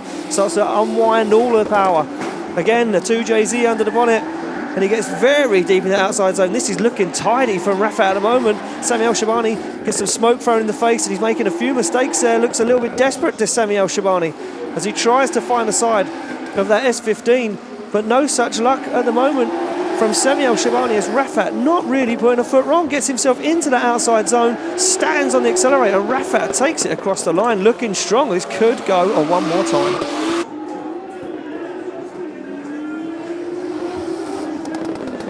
So let's take a quick look at the replay. Very nice initiation there from Rafat. It's in nice and deep in the outside zone. And this is where Shabani starts to fall behind, starts to panic, starts to worry about the situation ahead.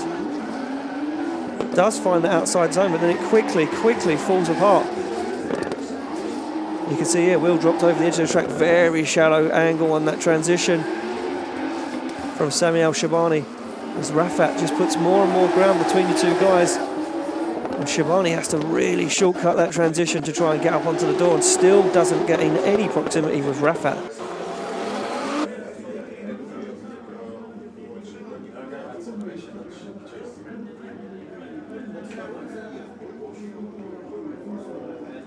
So judges really thinking about this one.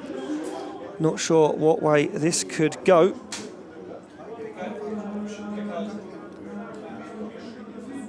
So just deliberating the odds.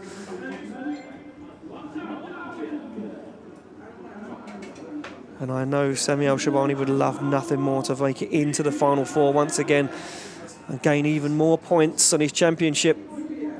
Can it be him? Will it be him? Will it be Rafat Al-Yahai?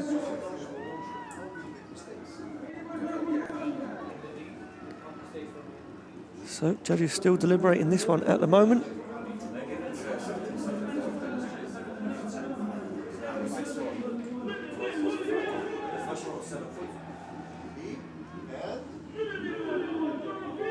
Judges going backwards and forwards. Don't know just yet who is going to make it through to the final four.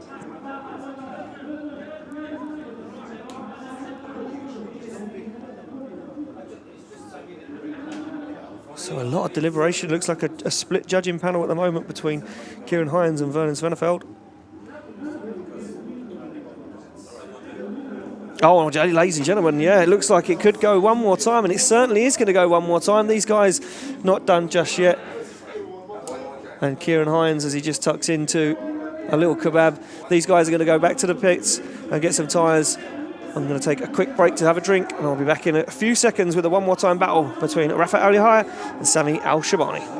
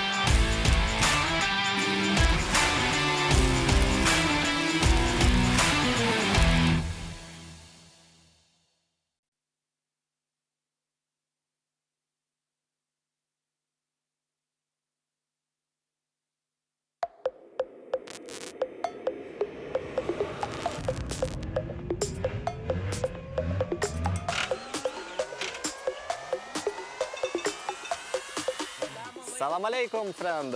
What up, guys? Nick here, represent Latvia.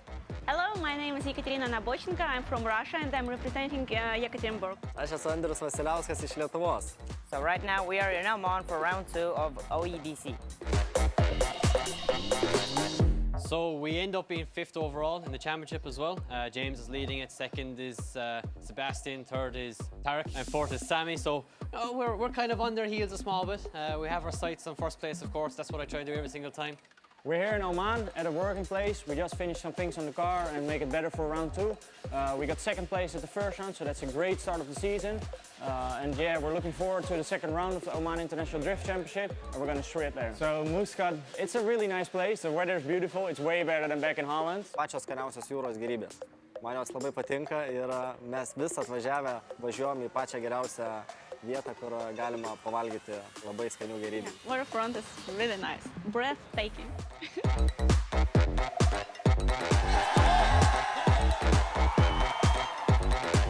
Yeah, the Omani fans are absolutely incredible. When I was 90 degrees on the wall there, I could hear the fans screaming and it really gets you buzzing. You feel like the crowd is sitting right next to you, so it's just mind-blowing. They are screaming, you can hear it from the cars. We can feel the energy in the stands, man. It's absolutely nuts. They're really, really happy to see the drivers and the cars up close. I really think they're passionate about the sport. That's a great sign for the sport over here, and I think it's only going in one direction, and that's up. Oman fans, you are the best.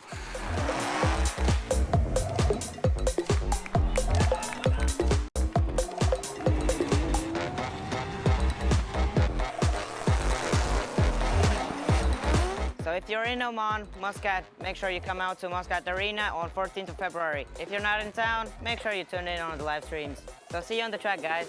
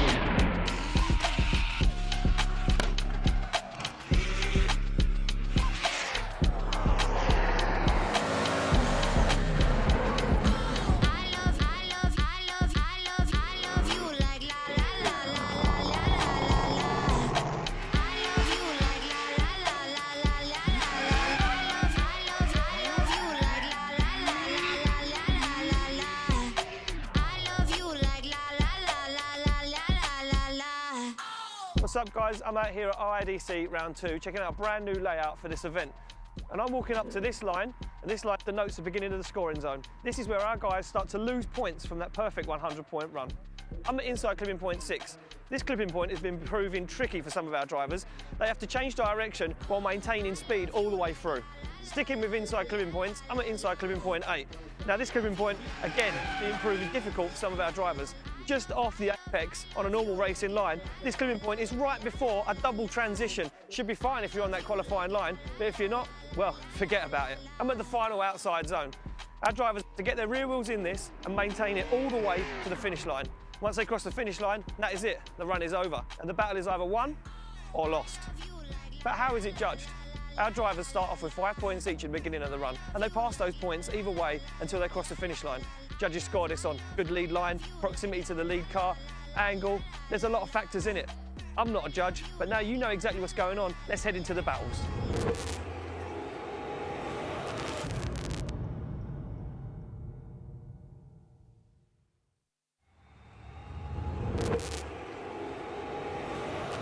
Alan Hines, currently sitting 5th in the championship at the moment.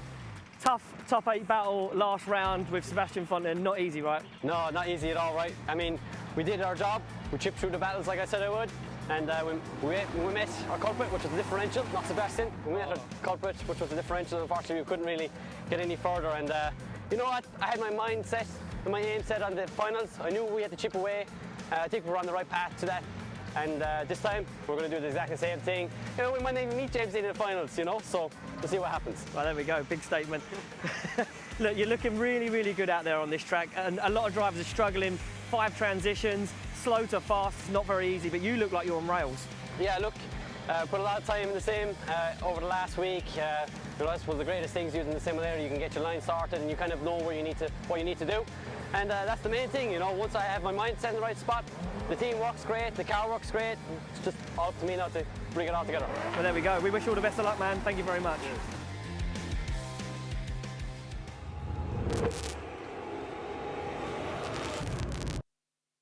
So, welcome back, ladies and gentlemen. It looks like we are ready to kick off our one more time battle for our final place in the final 4, and it will be Rafat to take on Sami Al-Shabani, and you can see Shabani in that lead position.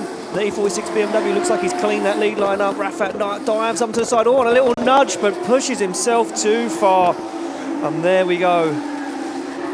Rafat just getting too far into it. A little nudge up onto the side. That E46 with the front bumper puts himself in a sticky situation, and Rafat has to bail out of it. And Sami Al-Shabani now will finish up this run with a 10-0 advantage.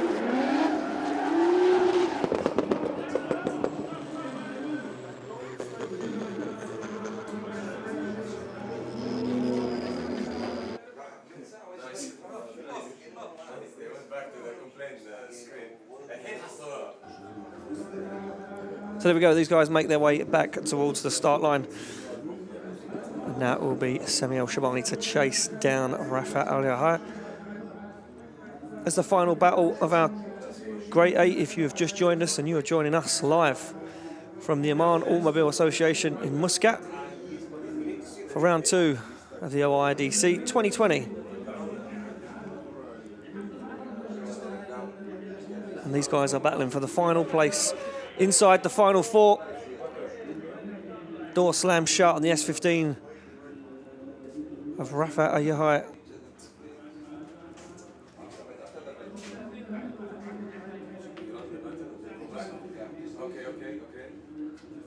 So, judges they wanted to see a replay, but it looks like we're going to get the second run, underway.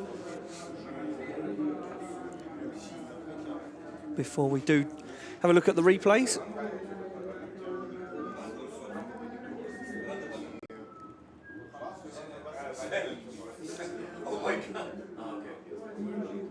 So just waiting for our start line marshal to get the all clear.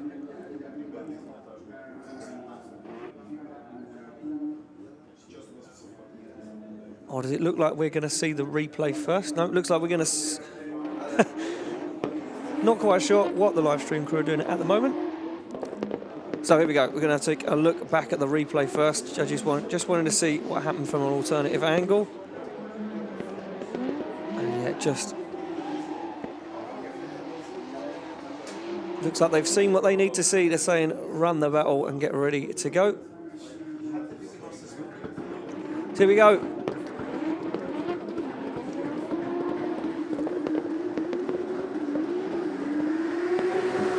Shabani to chase down Rafat. Oh, Rafat gets into the wall. Nice initiation, just peels the back end along the wall, takes the tail light out of that S15. You can see that front wheel wobble, some damage taken on there with a contact with Shabani in the first half of the run. But look at this from Sami Al-Shabani as he gets nice and personal with that S15. Through the smoke goes Shabani. He's tidied this one up massively. A little bit of separation though. He needs to get closer to Rafat if he's going to seal the deal. Rafat very wide, takes the back end off on the wall, and the boot lid opens, and you can see Shabani giving him some room. He doesn't want debris thrown in his face or onto the car as they cross the line. This event not short of fireworks, that is for sure.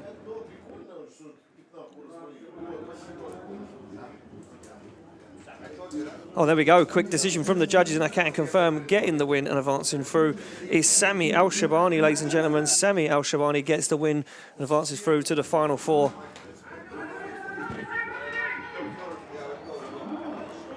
So there we go. Final 4 decided. And it will be Ali Maqseed to take on Nicolas Bertens for the first battle in the final four for the first spot in the final. There will be Sebastian Fontaine to take on Sami El Shabani. Oh, incredible stuff here, incredible battles. We're just taking a quick look out of the window of the tower as the smoke clears to see if we have got Maxide and Nicolas Bertens are ready to go.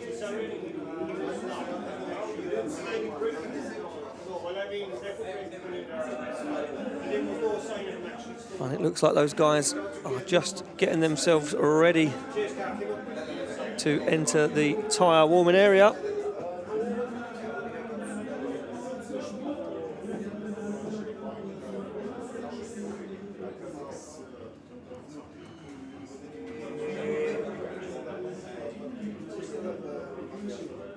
So don't forget, the third and final round of the 2020 OIDC Championship is this time next week, the 20th and 21st of February.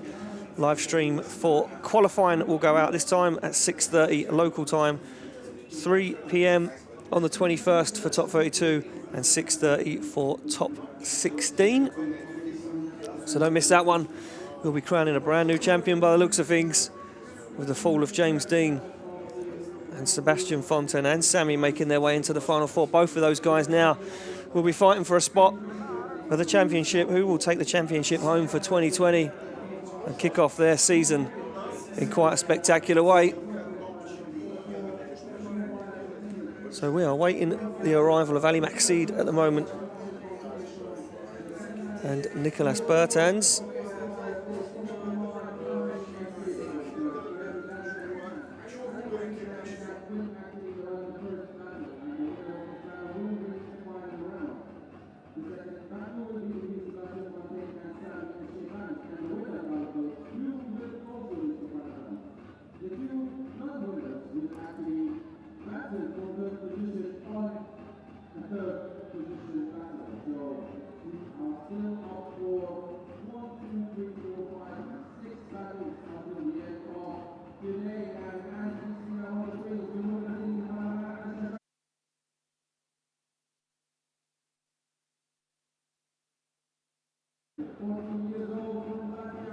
Well, here we go. Looks like we are ready to rock and roll. First up, first driver in to warm up the tyres will be Nicolas Bertens, 14-year-old Latvian driver driving this HGK-built carbon Kevlar E36 BMW Mars Motorsports LS3 underneath the bonnet, and supported by the HGK team out here in Oman.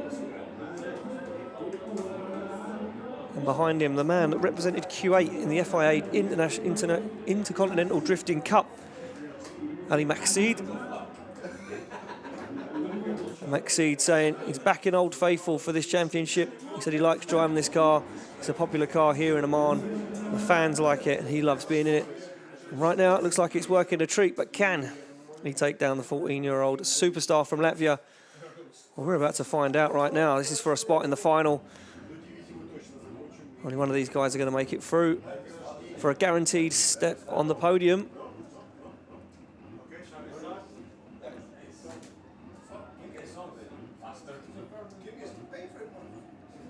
So, thumbs up from our start line marshal to both of these guys. And the traffic light turns green. Here we go. Bertens to lead. Ali Maxide to give chase. Maxide, no messing around. He knows that Bertens is a fast guy. He knows he needs to be nice and close, good proximity, but no. He's not got no opportunity right now as Bertens puts the pedal down, starts to drive away from the Q80 driver. As Bertens has left Ali Maxide in a cloud of smoke. And no proximity, as you can see. Ali Maxide now desperate to try and gain some proximity back. Shortcutting the circuit, trying to make a dive up onto any part of that car he can. A big straight in the middle of the circuit there for Ali Maxide, and he makes yet another drastic dive across the track, almost 4 wheels off track there on the finish line. Ali Maxide looking desperate there.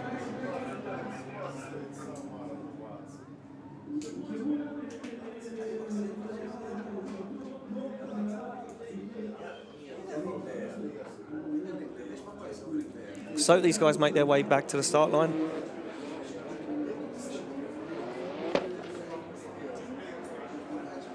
And Maxide pulls up. Just have a quick word with his crew. You can see them out there just cooling the intercooler down and the radiator with some water bottles. Still a nice 19 degrees out here this evening in Oman. Look at this alternative angle. You can see how much ground Ali Maxide lost after that initiation. And Nicolas Bertens certainly looks like he is driving a train right now, because this young man is on rails.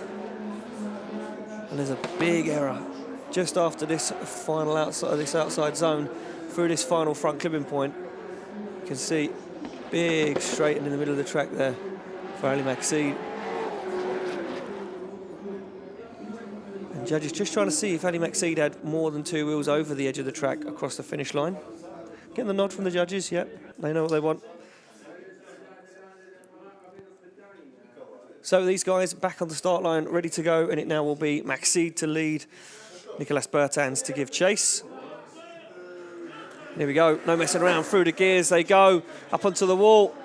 And I'm going to have to watch this one out the window. The cameras are froze, unfortunately. Nicolas Bertens absolutely on the door right now, removes the back bumper of Ali Maxide's Toyota Supra, gives him some room to manoeuvre. Dabbing the foot brake is the young man from Latvia, as he once again gives Ali Maxide the chance to transition in the middle of the circuit, jumps back up onto the side again. You guys join us back as they come into outside zone. Ali Maxide on a very nice qualifying line, but he just cannot shake that pesky E36 BMW of Nicolas Bertens as Bertens gets on the door, goes wheel to wheel with Ali Maxide across the line. Incredible, incredible stuff from the Latvian driver.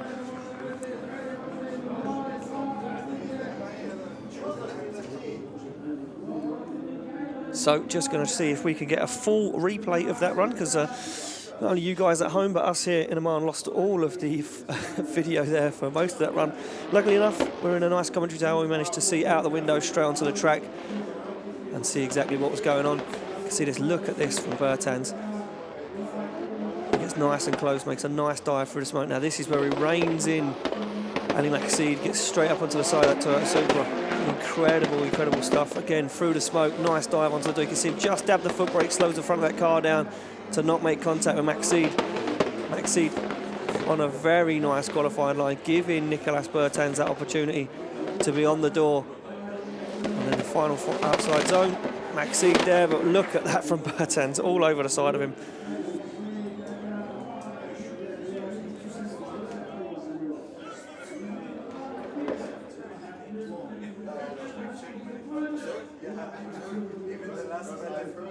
As you can see, crowd's all out to support drifting here in Oman. And we look for the judges for a bit of a decision, if they've got one yet. Still having a little chat about this.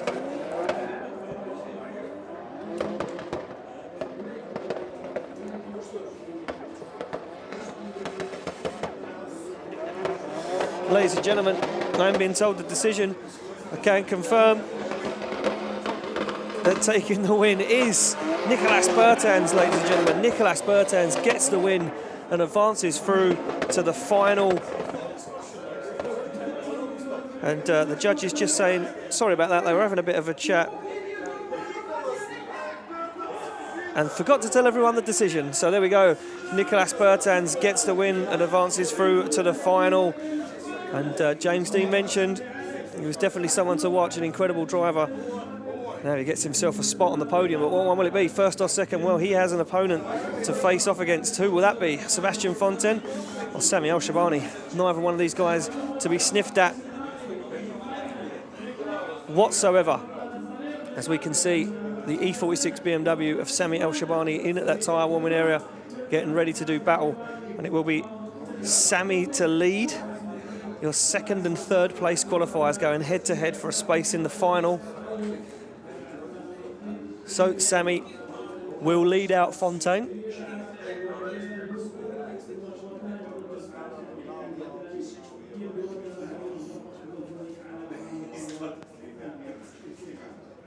As we just await the arrival of Sebastian Fontaine in to that area. I do believe he has 2 minutes from the moment that Sami pulls to the line. There we go, just popped in the background. And Sebastian Fontaine said he gets super nervous in top 32 And he said, calms down a little bit coming up towards top 16. And then after that, it's just chilled vibes. He says, nobody wants to go home getting knocked out in top 32. Certainly not in top 16 because you can almost taste those top 8 finishes.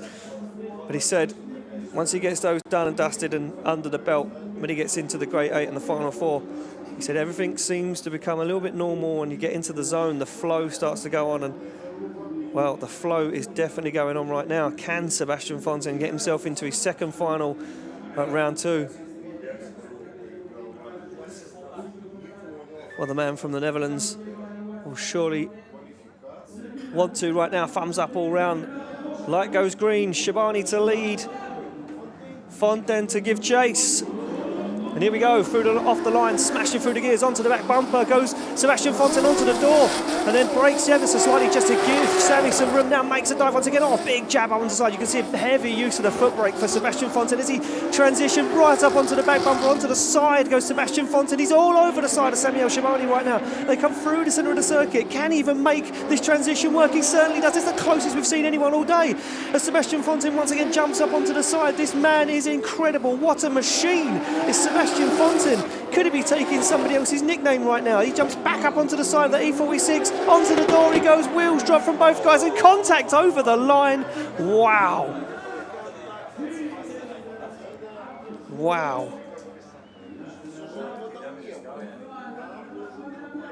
Absolutely incredible stuff there from Sebastian Fontaine.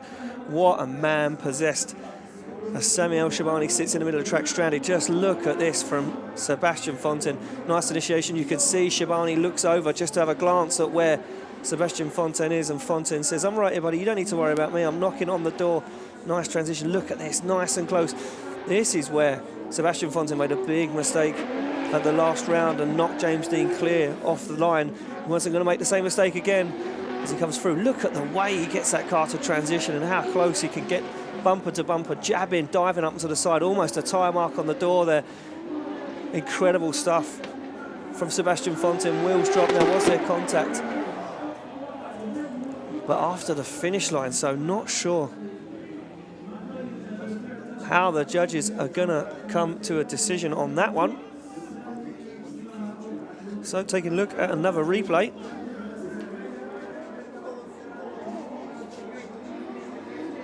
And not taking anything away from Samuel Shabani. It was an incredible lead line, and it gave Sebastian Fontaine all the opportunity to get nice and close, open the door perfectly for a nice chase, and that is exactly what Sebastian Fontaine did. Sebastian Fontaine used that nice lead line to get a nice chase under his belt. And I'm hearing word that Samuel Shabani is calling a 5-minute rule. Oh, Sebastian Fontaine is calling a 5-minute rule, my bad. So Sebastian Fontaine calls a 5-minute rule. Oh, look at this. Wow, drive straight up the front. So looked like Samuel Shabani was spinning across the line, and Sebastian Fontaine drove straight up the front of that car. So it looks like both drivers calling a 5-minute rule. Well, ladies and gentlemen, I'm going to leave you and see if we can get a view in the pits from either our drone or our start line camera. And I'm going to take a quick breather because I certainly need one.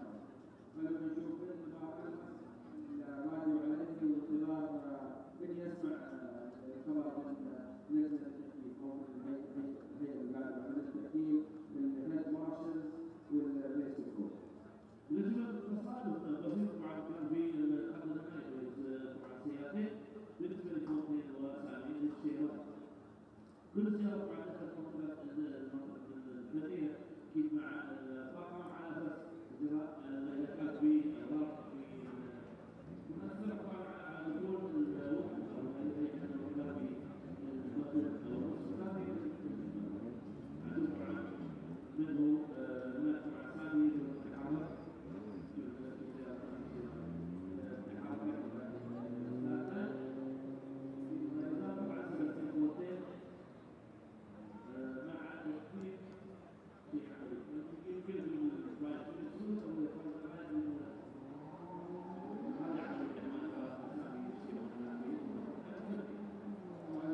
Well, looks like we are back, ladies and gentlemen, as you could see on those replays, that Sami El-Shabani was in fact over-rotating as he got towards the finish line, and Sebastian Fontaine made contact with the front of that car. Hopefully not too much damage. I do believe he just wanted to check the car out, make sure it was all good to go. But yet we haven't seen him arrive into the tyre warming area. Sami El-Shabani has warmed up the tyres on the back of that E46 BMW and has made his way to the start line into the chase position.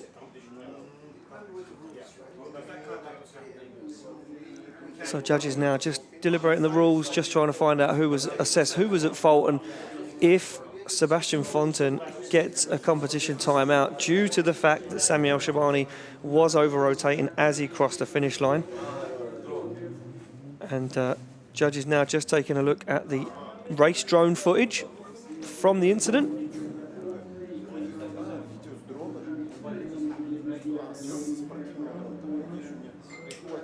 So just trying to have a sneaky little look to see if Shabani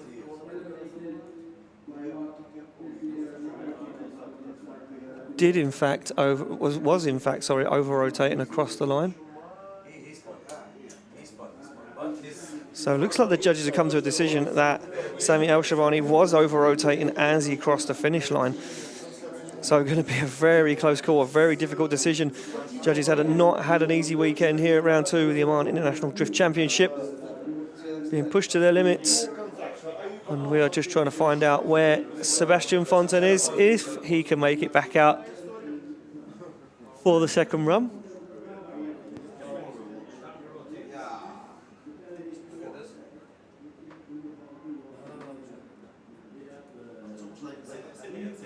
So still looking at the footage, going over and over it, have their own replay as well in the commentary tower and judging booth, so these guys can have one monitor dedicated to different angles and different parts of the run. So they're watching multiple angles at the moment, just trying to assess that they get it right. And as you can see in the background, Sebastian Fontaine, a battered and bruised E36 BMW, but nevertheless, it looks like it's performing exactly how it needs to right now as he pulls up to the start line in that lead position.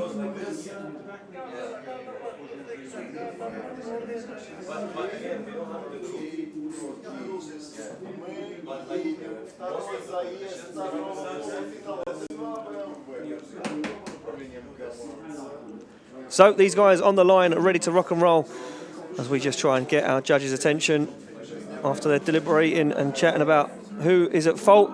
Both cars slamming to gear. It will be Fontaine to lead, Sami El-Shabani to give chase. And look at this from Fontaine, nice flick initiation, textbook, just like he's been doing all weekend. Oh, Shabani throws a little bit too much angle at it, tries to dive up on the inside of the E36 BMW, but loses ground, loses pace now.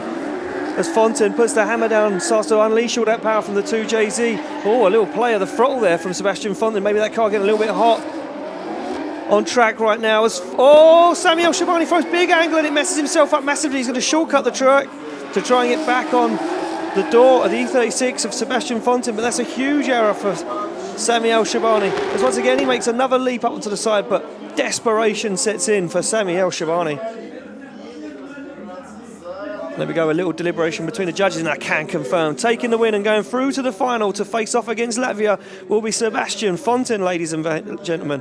Sebastian Fonten takes the win, advances through to the final. That means Sami El Shabani will face off against Ali Maqsid for a spot in third and fourth place.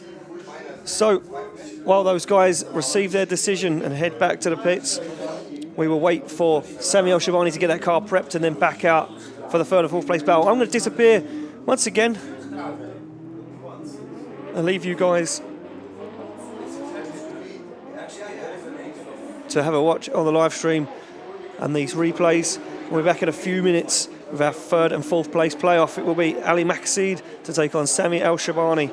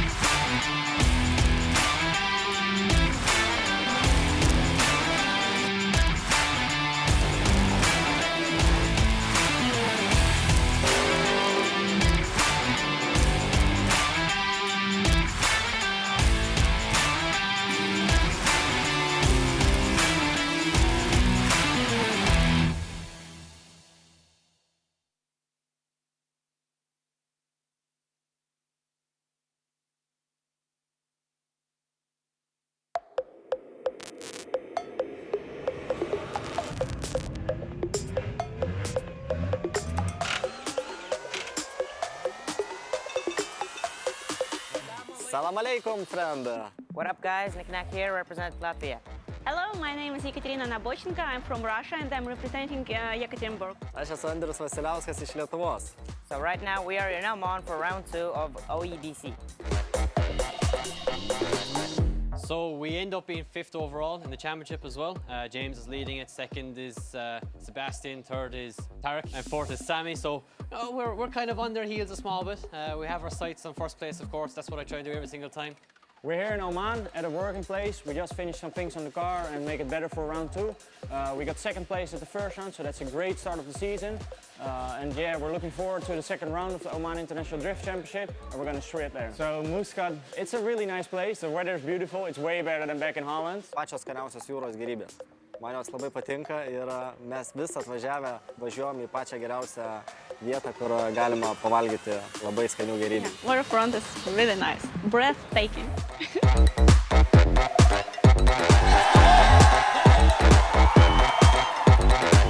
Yeah, the Omani fans are absolutely incredible. When I was 90 degrees on the wall there, I could hear the fans screaming and it really gets you buzzing. You feel like the crowd is sitting right next to you, so it's just mind-blowing. They are screaming, you can hear it from the cars. We can feel the energy in the stands, man. It's absolutely nuts. They're really, really happy to see the drivers and the cars up close. I really think they're passionate about the sport. That's a great sign for the sport over here, and I think it's only going in one direction, and that's up. Oman fans, you are the best.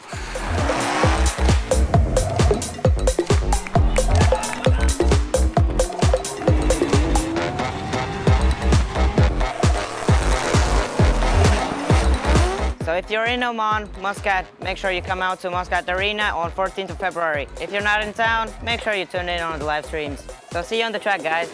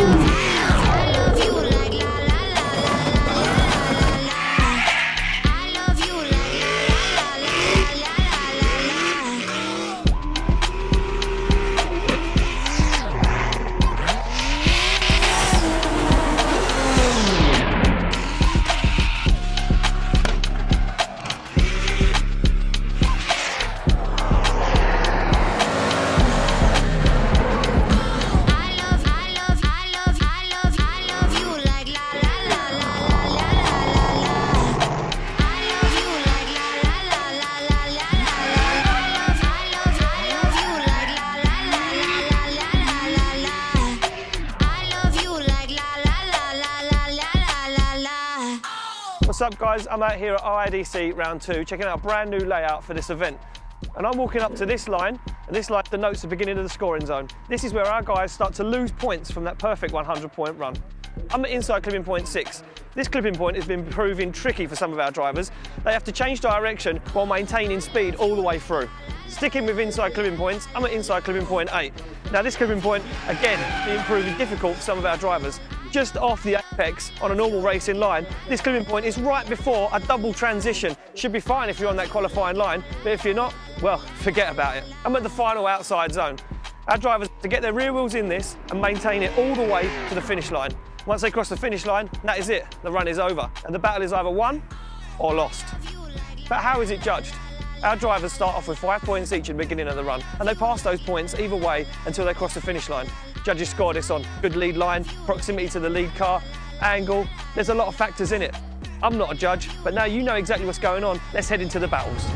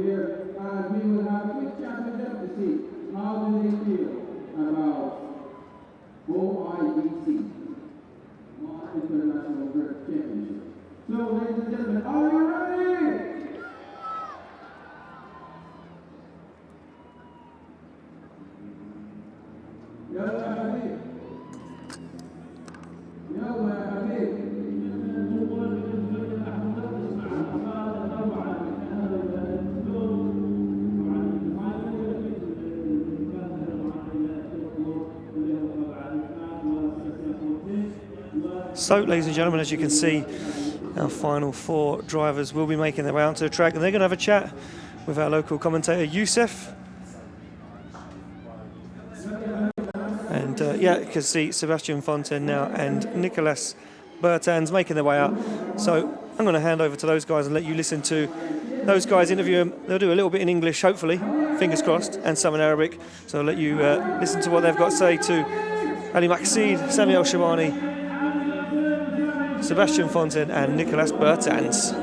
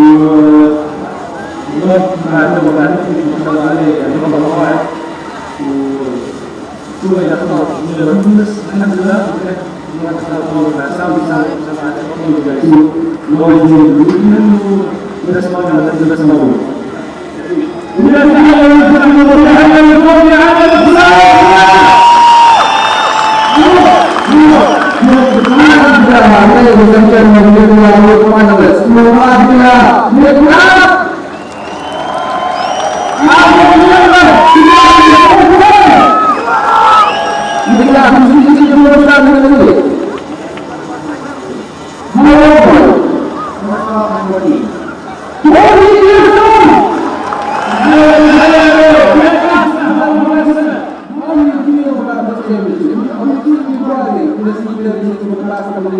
quite prepared. But now here with this competition, how do you feel about it? The drivers are really strong, so I'm really lucky to go on the car and we'll see how far we get. How long have you been driving? It's about 3 years. 3 years of experience, that's all I have. And he's done with the finals of one of the best championship 2020 now. Hats off to you, man. You are proving to everyone that this is not impossible and you are doing a great job. Thank you, guys.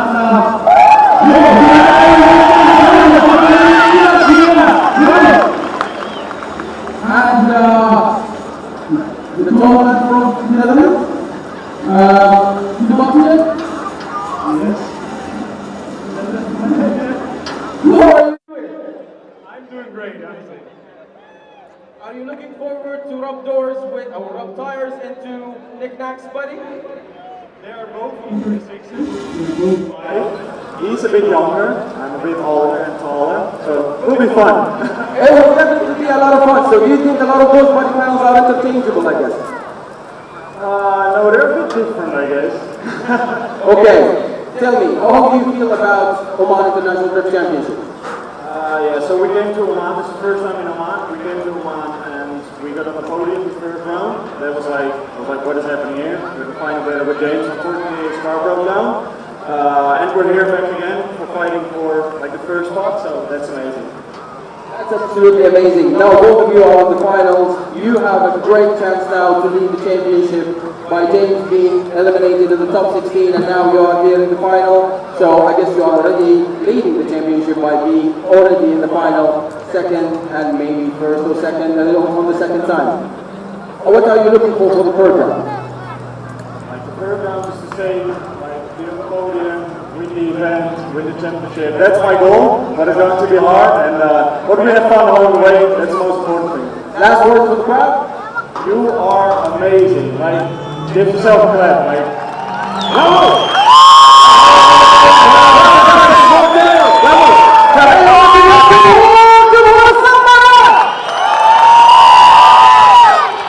Okay, ladies and gentlemen, let those engines roar and let's go to the battle for first and championship I'm glad out to watch the birthday of Nick. Ladies and gentlemen, big round of applause! تحية أيضا لإسعاد الشبابي ولحليم مقصد أكيد اللي راح يكونوا فيه بطل المكان الثالث والرابع كل التوفيق للأبطال وكل التوفيق تحية للجمهور اللي حضرنا واللي أكيد يستمتع بهذه الأجواء الطيبة في الجمعية العمومية زيارة. Gentlemen, straight your engines! يلا حبيبي نرجع احنا فوق قبل عن الدخول بسرعه ركب حلو ركب بس ما نبعد نبغى نبعد سريع سريع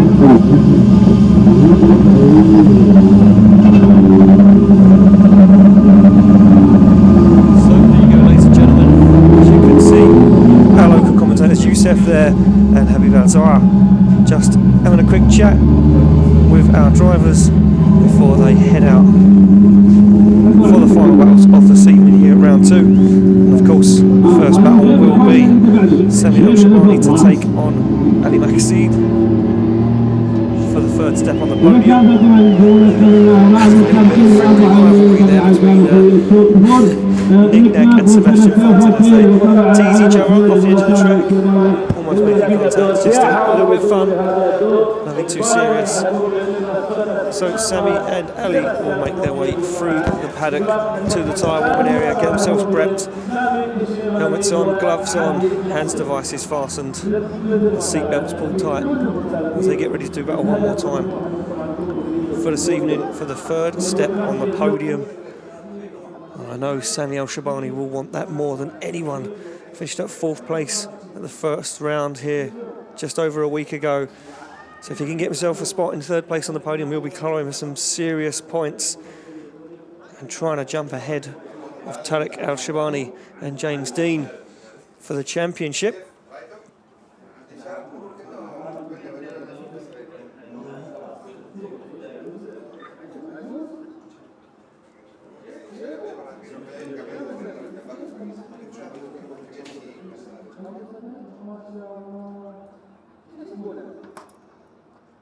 نسأل الله الفائز مع الجماهير كما تشوف الابتسامات من الناس وهذه التشجيع وهذه الروح عند الروح وترجع الشباب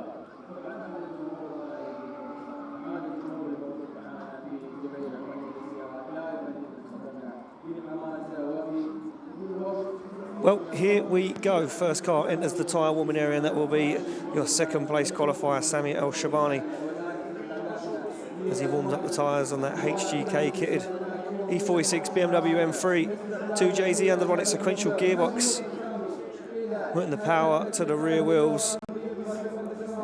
Sami El Shabani, their line pilot, not scared of speed, not scared to go fast. And definitely will risk it all for a step on the podium, as we just await his opponent, Kuwait's very own, the FIA Intercontinental Drifting Cup champion, ship driver Ali Maqseed.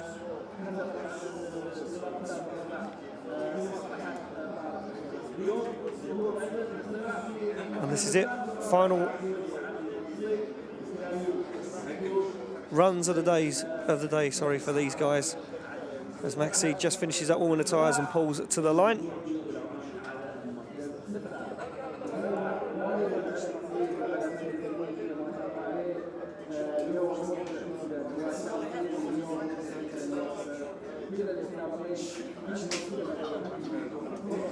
So there we go. Judges get the thumbs up all round. Our drivers get the thumbs up. The light goes green. Here we go. Sami El Shabani to lead out Ali Maqseed for a spot on the third step of the podium. Oh, look at this. From Maqseed straight up onto the side of the E46 BMW he goes. No messing around. That Toyota Supra planted to the side of that BMW as they transition into outside zone 2. Sami El Shabani just tries to put some distance between him and Maqseed, but Maqseed's having none of it as he squeezes the accelerator. 2 JZs on the track right now, over 1,200 horsepower, but Maqseed makes a massive mistake, gets himself caught up on the inside, has to straighten massively as they get to the wall around that outside zone. Now transition, the double transition, and Maqseed makes yet another mistake as Maqseed dives onto the back of the E46 and across the line they go.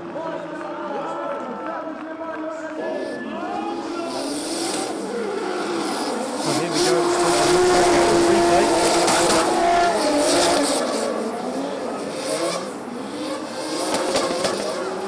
See Ali Maqseed not messing around, bringing the fight to the side. With Sami El Shabani's E46, this is where he gets himself messed up though. Look at this, gets too far down the inside, that's to straighten. That's 4 front wheels were definitely straight there, no angle from Maqseed, so judges would be taking massive amounts of points away from Maqseed there. And then once again, late transition, just about manages to find the back end of that BMW before the run is over.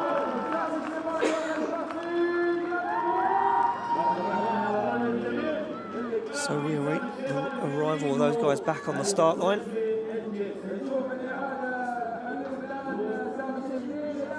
And there we go, Ali Maqseed in the lead position now. Sami El Shabani ready to rock and roll.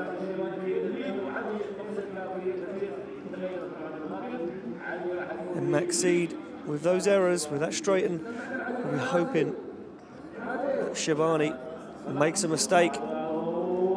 But Willie, he's been flawless all weekend. Second place qualifier, looks strong for third place on the podium. Here we go.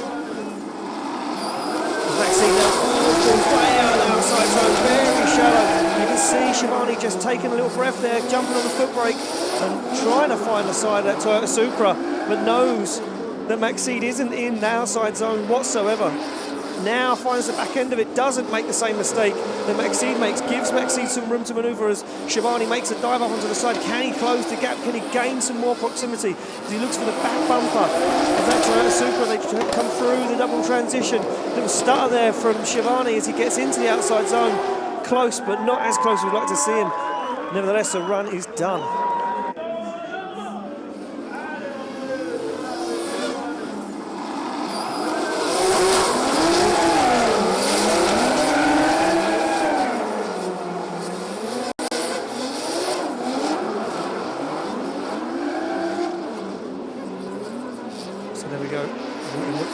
I can hear some scores from the judges in the background. I'm not going to give you the decision this time. I made that mistake last time from Kieran Hines because there was contact between Tariq Al-Shahani and Sami El Shabani in the third and fourth place player. And we had to give you the decision because one of those guys was at fault and it kind of made it a little bit too easy for you to guess. So this time, looks like we've got a clean battle, so we're not going to give the winner away until the podium when Youssef and Habib will be giving those trophies out.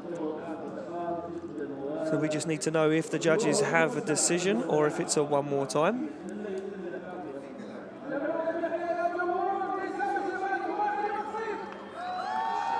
So now just waiting to find out from the judges.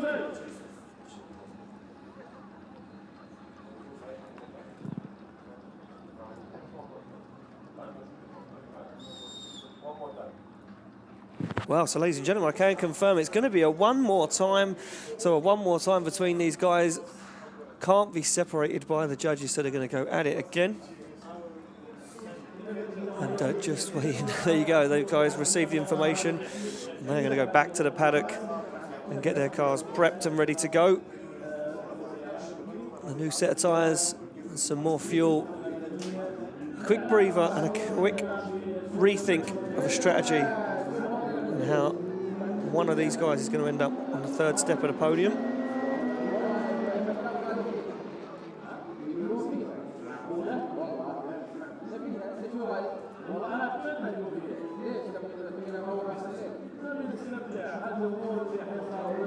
So I can see out of the window here, I can see Ali Maxid make his way back into his paddock. Samuel Shabani's crew there running around getting some tyres on the back of that car.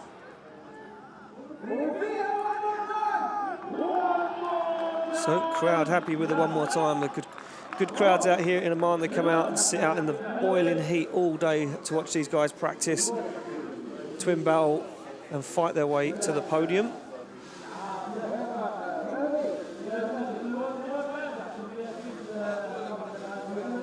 So don't forget, if you're interested in watching the final round of the 2020 OIDC Championship, that will be this time next week, the 20th and 21st of February. We'll be live streaming our qualifying session for the first time ever at 6:30 local time. 3 p.m. on the 21st we kick off with top 32, and 6:30 we kick off with top 16. Get all your action live on YouTube right here from Muscat in Oman, as we await for these guys to get prepped and ready and back out to the one more time battle for the third and fourth place playoff.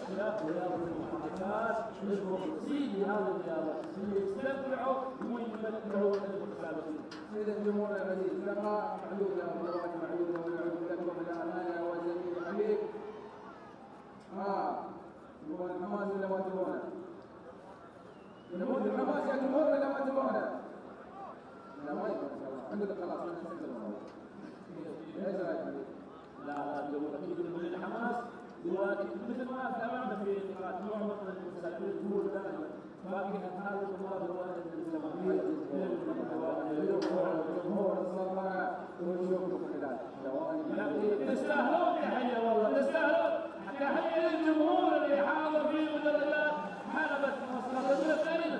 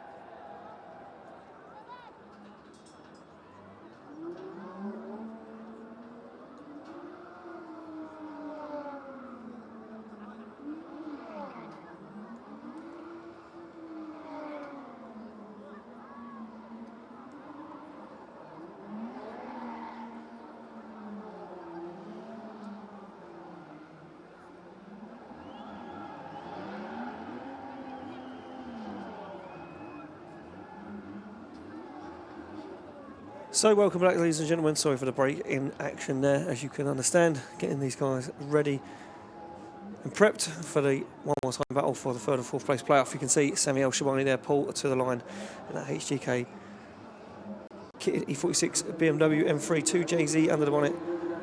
And now Ali Maxid makes his way into the tyre warming area to get ready to battle. As you can see, crowds here loving the action, getting involved, and the local commentators having some fun in the break. Well, here we go. Maxid to take on Shabani. Kuwait to take on Oman. Will Oman get a step on the podium again? Or will this one go to Kuwait? We're about to find out. Shabani to lead. Maxid to give chase. And here we go. Through the gears they come. Nice initiation onto the wall. Sami El Shabani absolutely going to the outside zone, but once again Ali Maxid finds himself planted to the side of the E46 BMW. Nice transition through the smoke. Shabani deep into these outside zones. A little bit of gap opens up as Ali Maxid gives Shabani the room to manoeuvre now. Nice transition. Oh, as he smashes the back end off of Sami El Shabani's car.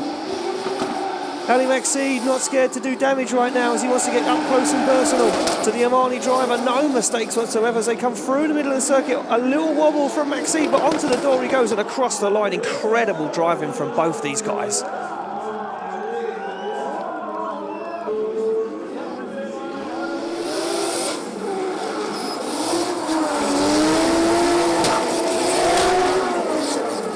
there we go, quick look at the replay.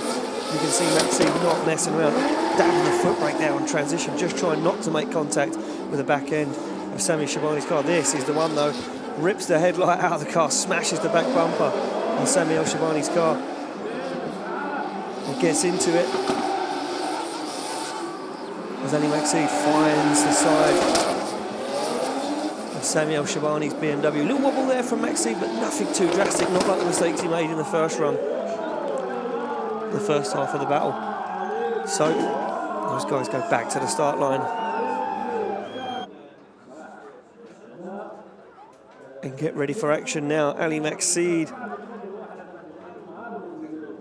to lead, Sami El Shabani to give chase.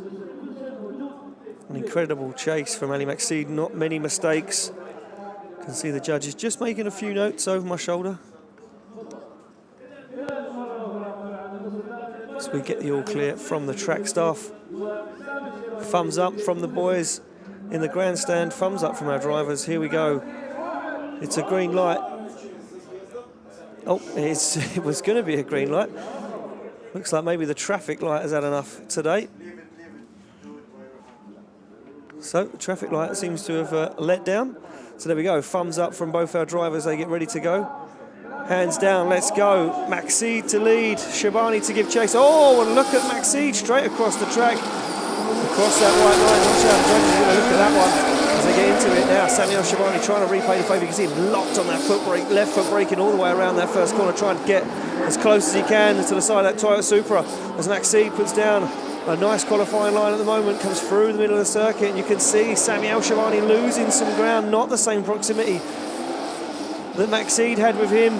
They come past that outside zone, through that front point, double transition in the middle of the circuit, back on themselves into the final outside zone. Sami El Shabani fires it up onto the side, but it's just not enough as they finish up the run.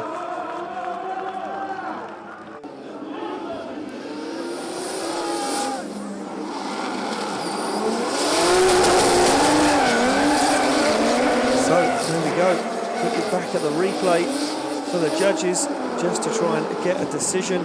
As I mentioned,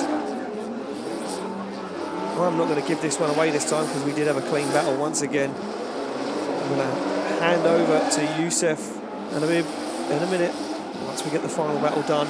And those guys are going to do the podium, hand out those all-important trophies.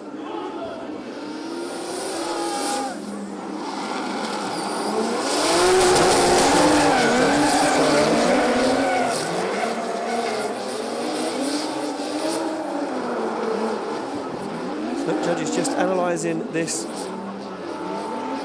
run at the moment. Looking at the chase from Sami El Shabani. You can see him just cutting a little bit of the track there, just looking at the outside zones to try and close the gap, between him and Ali Maxid.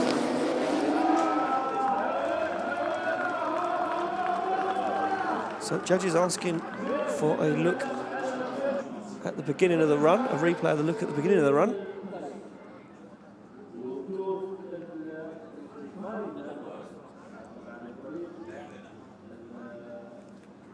So not sure what the judges have seen or want to see, but we are about to find out because we're going to see exactly what they are looking for.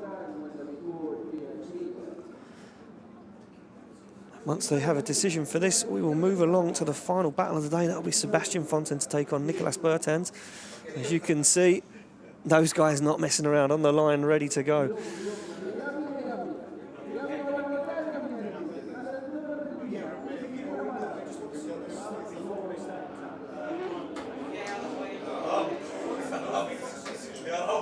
So judges just trying to get a replay of before the guys start.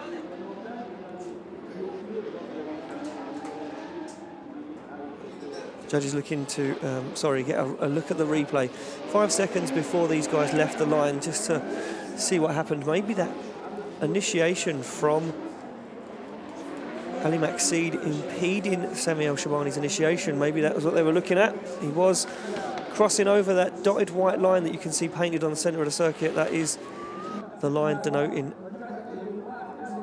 the lead and chase side of the track. And drivers were told about this in the driver's briefing earlier on today.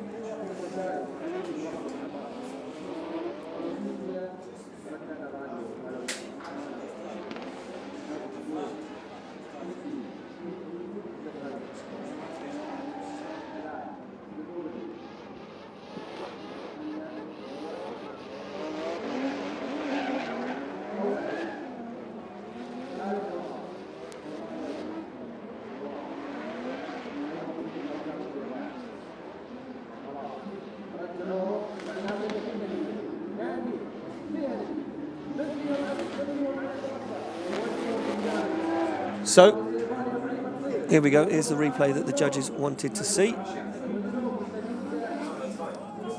Just making sure that both the drivers understood that they were going to get signalled by hands, and both drivers did. So, there we go. So, we're just going to look to the judge and make sure we have got a decision. And Kieran Hines, do we have a decision? Yes, we do. He nods his head. He said, yeah, the job is done. One of those guys is going to end up on the podium. One will end up with 4th place. That means, ladies and gentlemen, we're going to move it on to the final. And as I mentioned, that will be Nicolas Bertens to take on Sebastian Fontaine.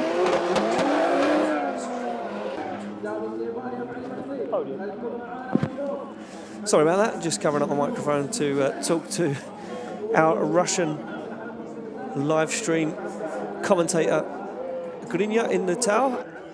So we go, back on the start line we go. We've removed our faulty traffic light from the situation. Thumbs up there from our start line marshal, hands down, here we go.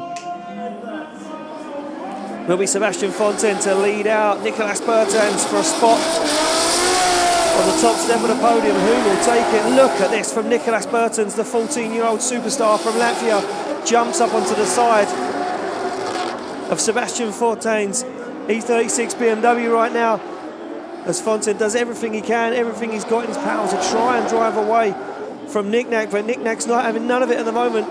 Lets him manoeuvre through the outside zone, then once again finds the side of that Dutch BMW. They transition through the centre of the circuit into the final outside zone, and look at Nicolas Bertens, onto the door he goes.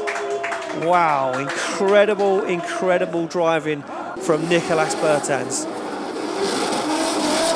Sebastian Fontaine, though, giving Nicolas Bertens an opportunity for a perfect lead. You can see him nice and dialed, very nice lead line. As he transitions, you can see just using the foot brake, keep the back end of that car into these deep outside zones. But Nicolas Bertens, very clinical. No one wheel drop there through the centre of the circuit as he made a dive, gave Sebastian Fontaine some room to manoeuvre. And then once again, through that tricky section, jumped back into the outside zone, found the side of Fontaine and pushed him across the line. Incredible, incredible stuff.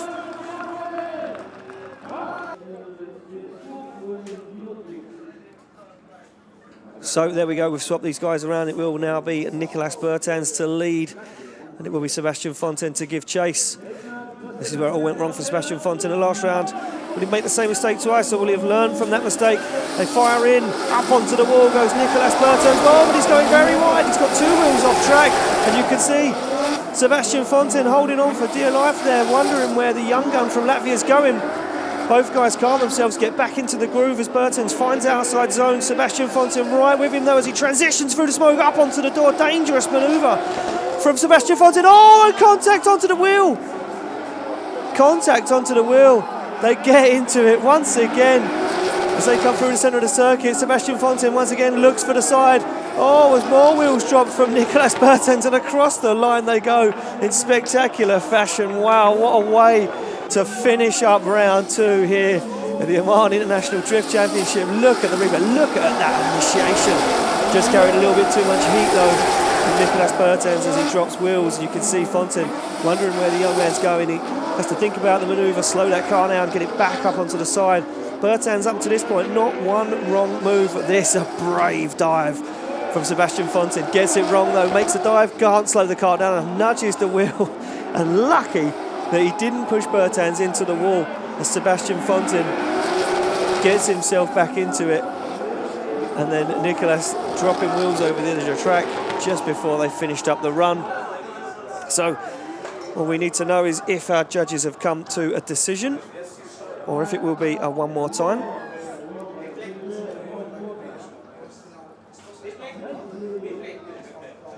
So judges just wanting to see a replay of this. As you can see, both guys out of the car. And as soon as I know what is going on, I will let you guys know.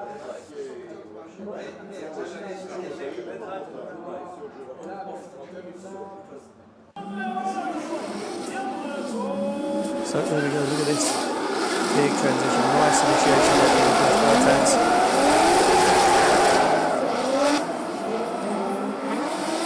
Just trying to find out what the judges see that nobody else see. Nice lead line at the moment from Nicolas Bertans. This is a brave dive from Sebastian Fontaine. See, I know what the judges are looking at now. They're wondering whether Nicolas Bertans was off throttle coming into that outside zone, and that is why the contact was made. It was a brave dive, nevertheless, by Sebastian Fontaine, but was Nicolas Bertans off throttle? Judges want to see the replay again.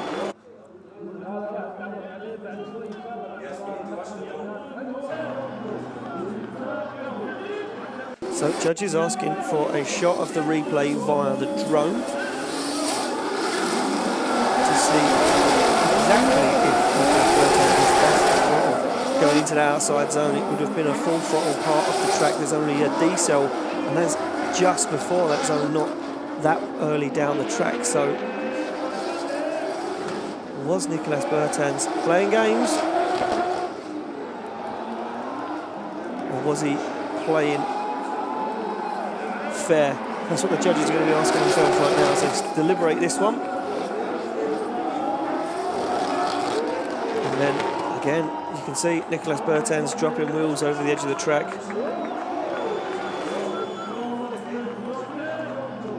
So not a clear-cut decision. You guys at home may have thought that the contact was enough to give Nicolas Bertans a win, but judges assessing, did he slow down? Was he off throttle? Obviously the rear wheels of that car blocked by the view of Sebastian Fontaine's E36.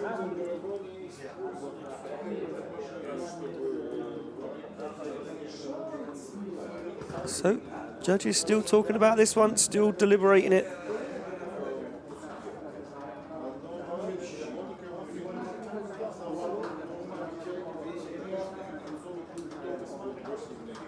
And no decision whatsoever at the moment.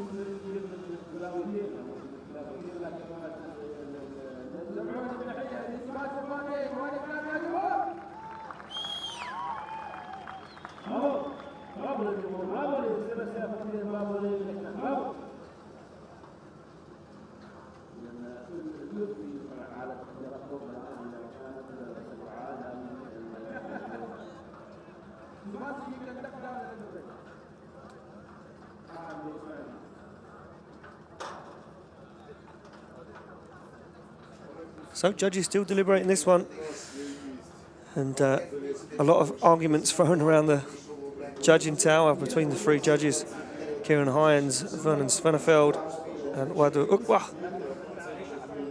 These guys passionate about making the right decision. Vernon Svenefeld judging for the FIA Intercontinental Drifting Cup, Drift Kings, and of course the one and only Drift Masters European GP. Kieran Hines, head judge, putting his argument forward towards these guys, and a split decision, I do believe, at the moment with the judging panel.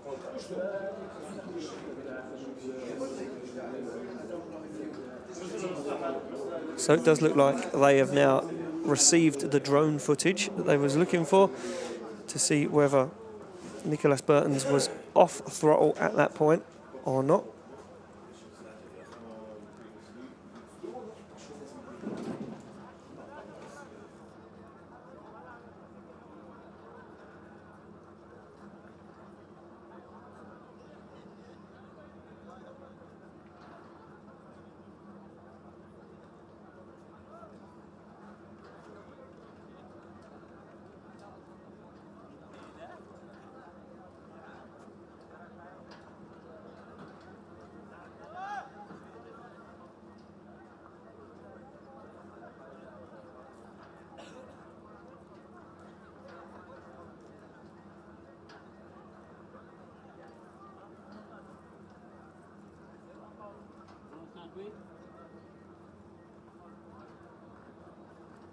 في انتظار النتيجه طبعا وصلنا من الحكام نحكم فيها طبعا او راح نتوجه مباشره الى البوديوم.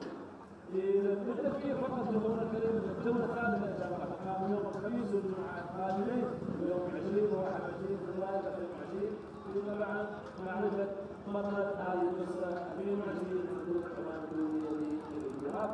فالاسبوع القادم ان شاء الله راح تكون الجوله الثالثه والاخيره. بنفس النهار ويوم الخميس الكواليفيكيشنز كل المشاركين 54 كانوا 56 ويوم الجمعه راح يكون طبعا الفاينل اللي بدايه نبدو على الساعه 3 الظهر واكيد يوم 16 راح يكون على الساعه 6 ونص. فهي القرار المشاور اكيد في هذه اللقطه اللي صارت للتحكيم. بالتعاون مع المارشال اكيد كل شغل ومارشال واكيد السكيورتي ورياضه المحركات والدفاع المدني والاسعاف واكيد كل الرعاه والشركاء المساهمين في تنظيم هذه البطوله. طبعا مطارات عمان، بلديه مسقط، وزاره الجمعيه للعلم الشباب، واكيد مجموعه من الشركاء اللاعبين للجمعيه العموميه للسيارات. So don't worry, ladies and gentlemen, I haven't fallen asleep or anything. I am still waiting for a judging decision at the moment, and our judges still deliberating this one, now getting rushed by the management to come to a verdict. I do believe it's a split judging panel at the moment. They've seen the drone footage, and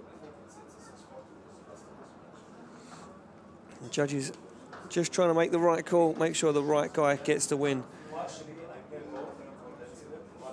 But we won't be letting you know who that is until the podium, so I'm just looking to find out whether I've got a decision, and then I can hand down to the local commentators Youssef and Habib. As soon as I can, I'll be doing that, and then you will catch those guys at the podium with our drivers to hand out the trophies. Judges, do we have a decision, or is it a one more time? It, ladies and gentlemen, believe it or not, is going to be a one more time. Kieran Hines, took you quite a while to deliberate that one, so we're just going to have a quick word with you.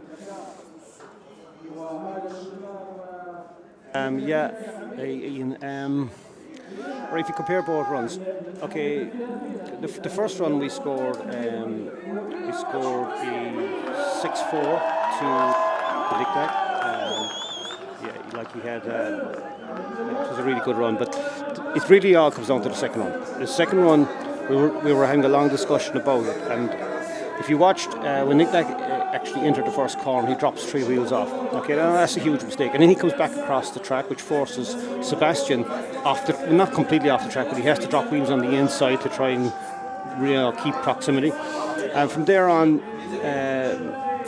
Sebastian has proximity, but then he makes a little bit of a dive into the inside clip just before where the contact happened.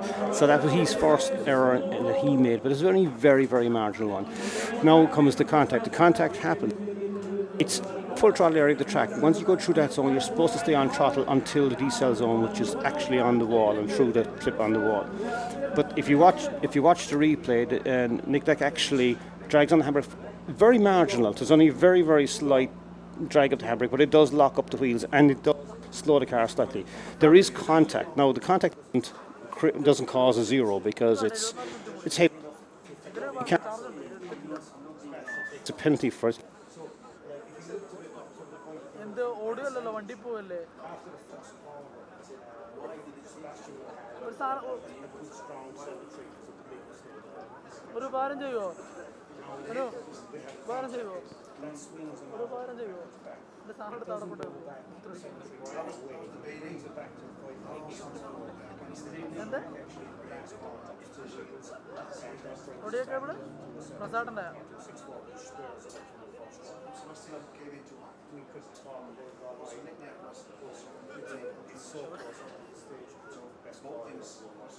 So there we go, Kieran Hines, ladies and gentlemen, and one more time, indeed.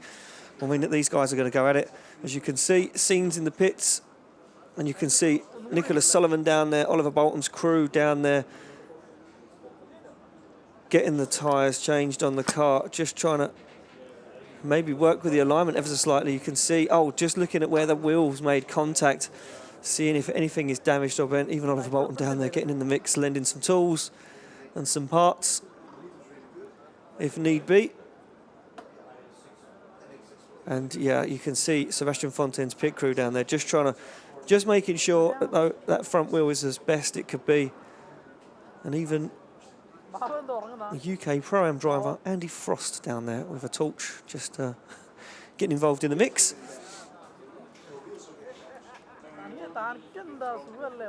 So it does look like maybe a little bit of damage on that car.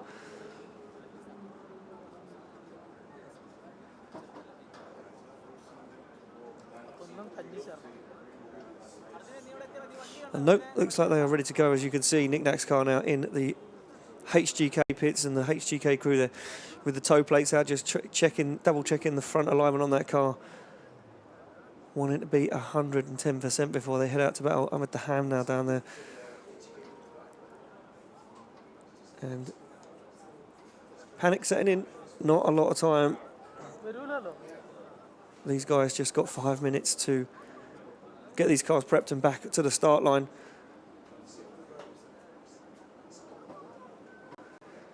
As you can see, big community out here, everyone helping everyone out, getting these cars together and lending parts. Just making sure that Sebastian Fontaine can get out for that battle.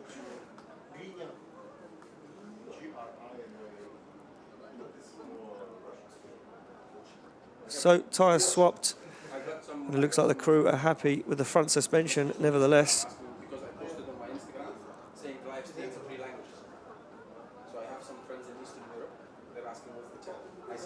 And the man from the Netherlands will be heading back to the start line in a few seconds' time.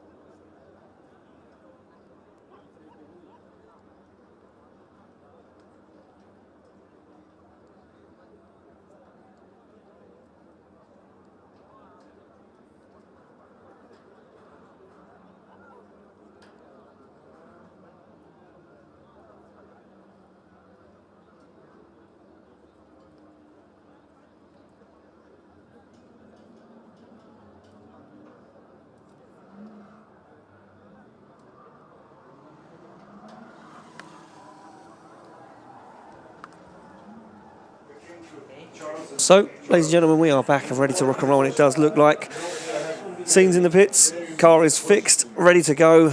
Sebastian Fontaine just having his crew check the front left wheel of that car after, the front right wheel of that car after a little bit of contact with Nicolas Bertin's car. Bertin's team did the same thing, checked the alignment, quick check over the car, maybe adjusted the alignment ever so slightly. Fresh tyres, dropped more fuel, back out, warmed those tyres and on the start line, ready to go. And this young 14-year-old thinks in his head, he believes in himself that he could win this. He could take Sebastian Fontaine down. Now it's Sebastian Fontaine's opportunity. Can he get a step on the podium? Could it be the first place step on the podium, that he so badly wants? As you can see in the background there, Fontaine warming up the tyres on the back and the front of that car.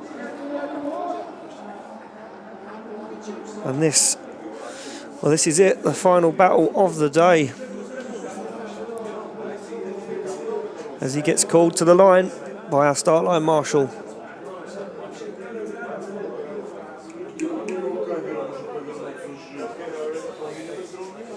So there we go, Sebastian Fontaine to lead, Nicolas Bertins to give chase. Our start line marshal looks around to get the signal. Thumbs up all round in the tower, hands drop. That is it, we are good to go. Fontaine to lead, Nicolas Bertins to give chase. Nice flick, initiation once again from Sebastian Fontaine, but no messing around. Bertins straight there, straight up onto the side of that E36. You can see him locking that front brake, keeping that proximity. Incredible driving from the young man at the moment. Dives back up onto the other side, even closer this time than he was before. As Sebastian Fontaine puts foot to floor, tries to open up the gap. No chance, even cleaner again is Nicolas Bertins. Big drag of the handbrake through the centre of the circuit, messes him up ever so slightly, but he gets himself back into the fight as Fontaine puts down a lovely lead line. Double transition through the middle of the track into that final outside zone, and on the door goes Nicolas Bertins.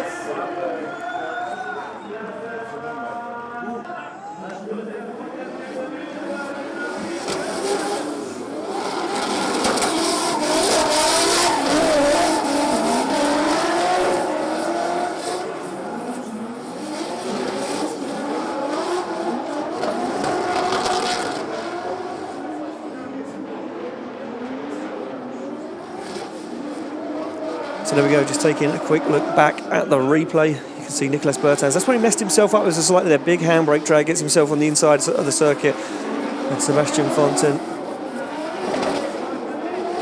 gets himself deep into the outside zone. But once again, Nicolas Bertins finds the side of that E36 BMW. And I can hear similar scores being fired around the judging tower at the moment.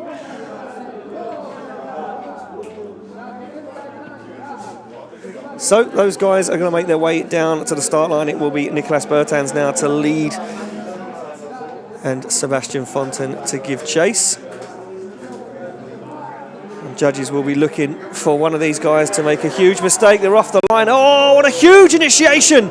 A huge initiation from both of these guys. They get door to door around the first corner. Nicolas Bertins not messing around whatsoever, sorry. I lost my breath ever so slightly there after that initiation. Now Sebastian Fontaine needs to be careful. Whoa, wow, what an over-rotation from Nicolas Bertins. Seals the deal and the job is done. As Sebastian Fontaine finishes up the run, he will see Bertins and thank his lucky stars right now, because that looked so close. Wow, incredible, incredible scenes. Would love to look back at a replay of that one before we finish this off, and I hand it over to local commentator. Look at this, watch the initiation, so fast, spoiler goes flying from the back end of Fontaine's car. He was not messing around, onto the door he goes, nice chase, very nice lead line from Nicolas Bertins, so deep into the outside zone. You can see a little bit of shortcut in there from Fontaine, but nothing too drastic. Look at this, no contact made whatsoever, and you can see Fontaine on the brake, avoiding the contact. The job is done. And that is it, the nail in the coffin for Nicolas Bertins. Well, ladies and gentlemen, that is it. Round 2 of the 2020 OIDC Championship is done. I think you and me both know who takes first step on the podium, but I'm going to leave that down to our local commentators, Youssef and Habib. From me, well, I'll be back in just 7 days' time here in Oman for round 3, the final of the 2020 Championship. Don't miss a thing, it's going to be electric. I'll see you very, very soon.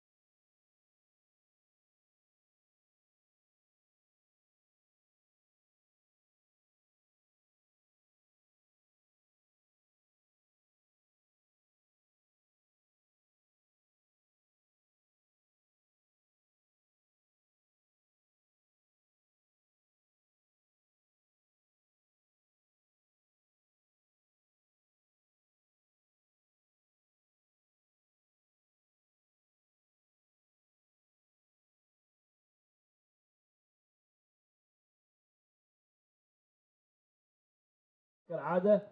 إذا في طبعا